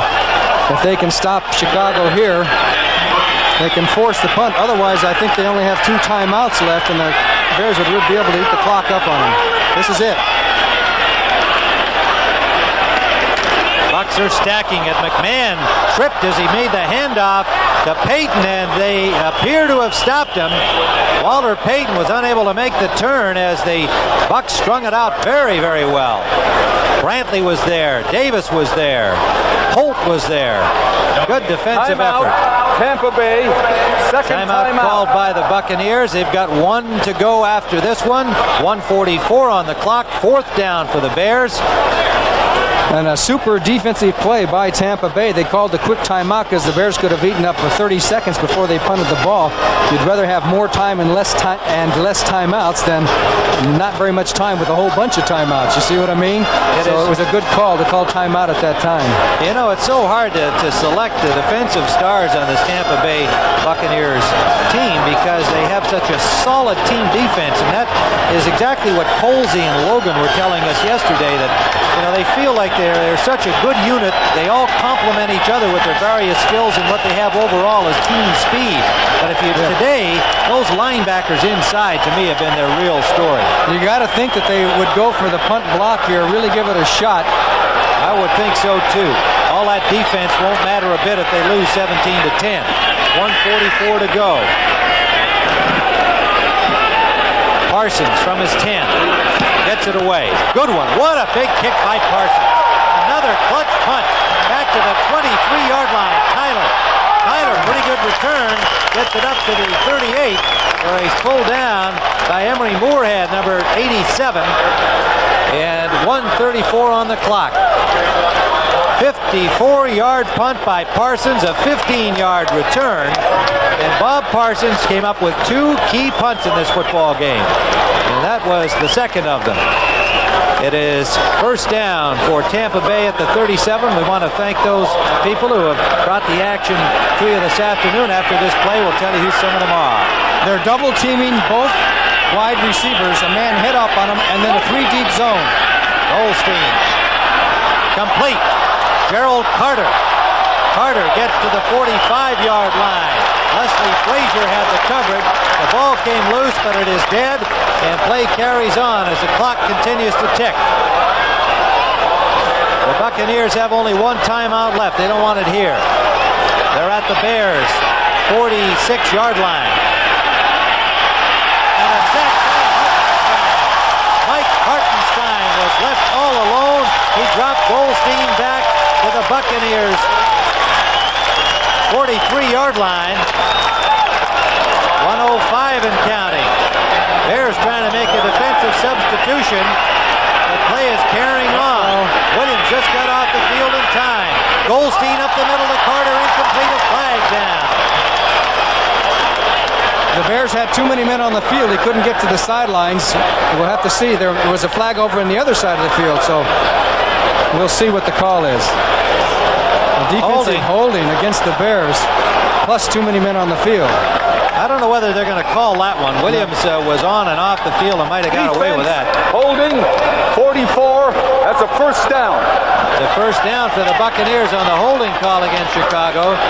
And again, we'd like to thank all of our fine CBS production and technical people who have brought us the action here today from Chicago. Executive producer Terry O'Neill back in New York. Our producer here in Chicago, Wade Goron. Our director, Peter Bleckner. Paul Arndt, our associate producer, and a cast of assorted talented people.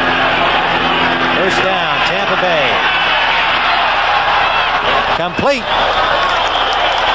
The tight end, Giles, wrapped up by Al Harris, dropping back into the coverage, a gain of about 5, 40 seconds and counting. The ball down at the Bears' 44-yard line. Tampa needs a touchdown, of course. Goldstein gets some time up the middle, and it's incomplete, intended for Carter. That'll stop the clock with 29 seconds left. And Hartenstein was in on Goldstein again and nailed him just after he released the ball. Hartenstein's on a tear. He's giving Mr. Thomas a tough problem there at that right tackle spot. But the biggest thing that I think Tampa Bay needed at this point was an incomplete pass or something to stop the clock, get their thoughts together. They have 2 downs in order to get to the first down, but they got to go all the way into the end zone to win this football game. A field goal obviously is not a factor. McMichael in for Osborne defensively. 3 wide receivers in for Tampa Bay. Third down play. Goldstein intended for Carter, and it was incomplete. 3 Bears around the ball, a classic collision. Gary Schmidt, Otis Wilson, Mike Richardson. Carter, the intended receiver. Almost Schmidt with the interception, then Carter almost made the reception, and then you're going to see Richardson come, number 27, who is ready to intercept the ball, but then he gets clobbered by his own man, and down he goes as... I think that was Otis Wilson. So there was a whole Wilson. That looked like bumper cars at the carnival. This is it, 4th down. This is the last one, 23 seconds remaining, and Goldstein's got to make it happen here. Up the middle, complete. First down, Tampa Bay. Now they're going to use their last timeout. It was Andre Tyler, the 7th-round pick from Stanford a year ago, making the critical grab to the Bears' 35. Tampa Bay, that's their last timeout. Is called, 17 seconds remaining, and I'd like to know who called the timeout. Remember, anybody can call it. I thought they were a little slow making the call. Now, this is all a big new rule this year. Anybody on the team can call timeout. Seemed like they used up another 3 or 4 seconds there, Johnny, before they got the timeout call.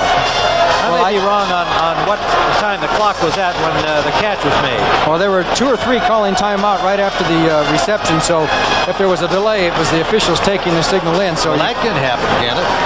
Yeah. Goldstein and McKay discussing things gives us a chance to show you some other scores. They're in overtime. The Giants and Atlanta are tied at 13. Washington leading Philadelphia 23-13 in the 4th period. Dallas way out in front of St. Louis, 34-17 in the 4th quarter. They trailed 10-0 early. The Rams and New Orleans scoreless in the 1st. Cleveland and Detroit, what a game there, 28-26 in the 4th quarter. Pittsburgh defeated Green Bay 25-21. Cliff Stout at quarterback, of course, for the Steelers. Now they've got to be careful here. If they throw over the middle and it's not a very long pass, they're in trouble. They've got to throw something towards the sideline, or where the receiver is running towards the sideline so he can get out of bounds. Bears lead by 7. 17 seconds left. The ball at the 35 of Chicago. Goldstein for Giles. Broken up by Michael Richardson. Again, 4 defenders around the receiver. 13 seconds to play.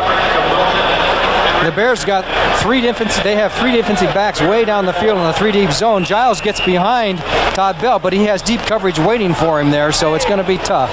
The way the Bears are playing it, when you get down to 13 seconds, you almost have to just try and get somebody into the end zone and hope for the old alley-oop now. Tennis fans will be going right to the U.S. Open in New York. Lendl and Connors, stay with us. Goldstein for Giles, incomplete. overthrown, and Giles got to be a little tired. He didn't exactly run that pattern with a lot of zest. I mean, I'm sure he was going as hard as he could, but he looks like tired to me. Well, he hadn't played all that much last week, and he'd been out of camp, so you can't blame him for being tired, and he is really dragging now. He had a good game. He caught 6 or 7 passes. Yep. Goldstein is now 22 of 41 for 277 yards. After a 3-for-9 first half, Goldstein has done the job in the second half. However, they're trailing with 7 seconds remaining. They need a touchdown to force overtime. Here goes 3 receivers up at the top of your screen. Everybody's going down the field. They have 3 defenders right in front of them and a man deep. Carter, House, and Tyler, and they just roll it up and hope. Oh! Incomplete over everybody. Leslie Frazier got a piece of it. And that is it. It is all over. The Chicago Bears have outlasted the Tampa Bay Buccaneers. It was an interception returned for a touchdown by Terry Schmidt that provided the margin of victory. The Bears 17, the Buccaneers 10. We'll be back. Working hard against the clock could mean perspiration alert. Gillette announces the new improved Right Guard stick, so potent it destroys odor-causing bacteria for up to 24 hours.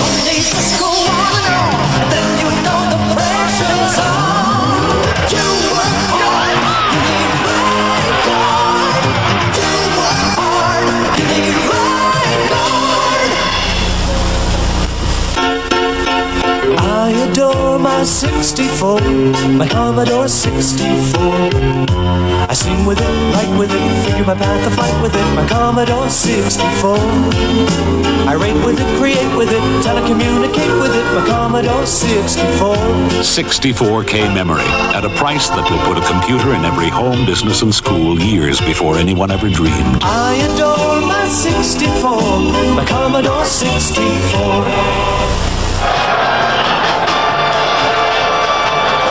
Well, the Chicago Bears have defeated the Tampa Bay Buccaneers to get their first win of the season. McMahon passed to Walter Payton 73 yards for their first touchdown, a 50-yard field goal by Thomas. And then with the score tied 10-10 in the fourth period, Terry Schmidt returned an interception of a pass by Jerry Goldstein, 32 yards for the winning margin. We'll be going immediately to the U.S. Open from New York. Jimmy Connors and Yvonne Lendl, the men's singles final. They are just warming up. You will see it all here on CBS Sports. So for Johnny Morris, I'm Tim Ryan saying so long from Soldier Field in Chicago, where the final score is the Chicago Bears 17, the Tampa Bay Buccaneers 10. You've been watching CBS Sports coverage of the National Football League. Now United flies to Tokyo from more U.S. cities than any other airline. United Airlines makes the Far East far easier. Be sure to watch a fascinating edition of 60 Minutes, the popular television news magazine that features Mike Wallace, Molly Safer, Harry Reisner, and Ed Bradley this evening on CBS.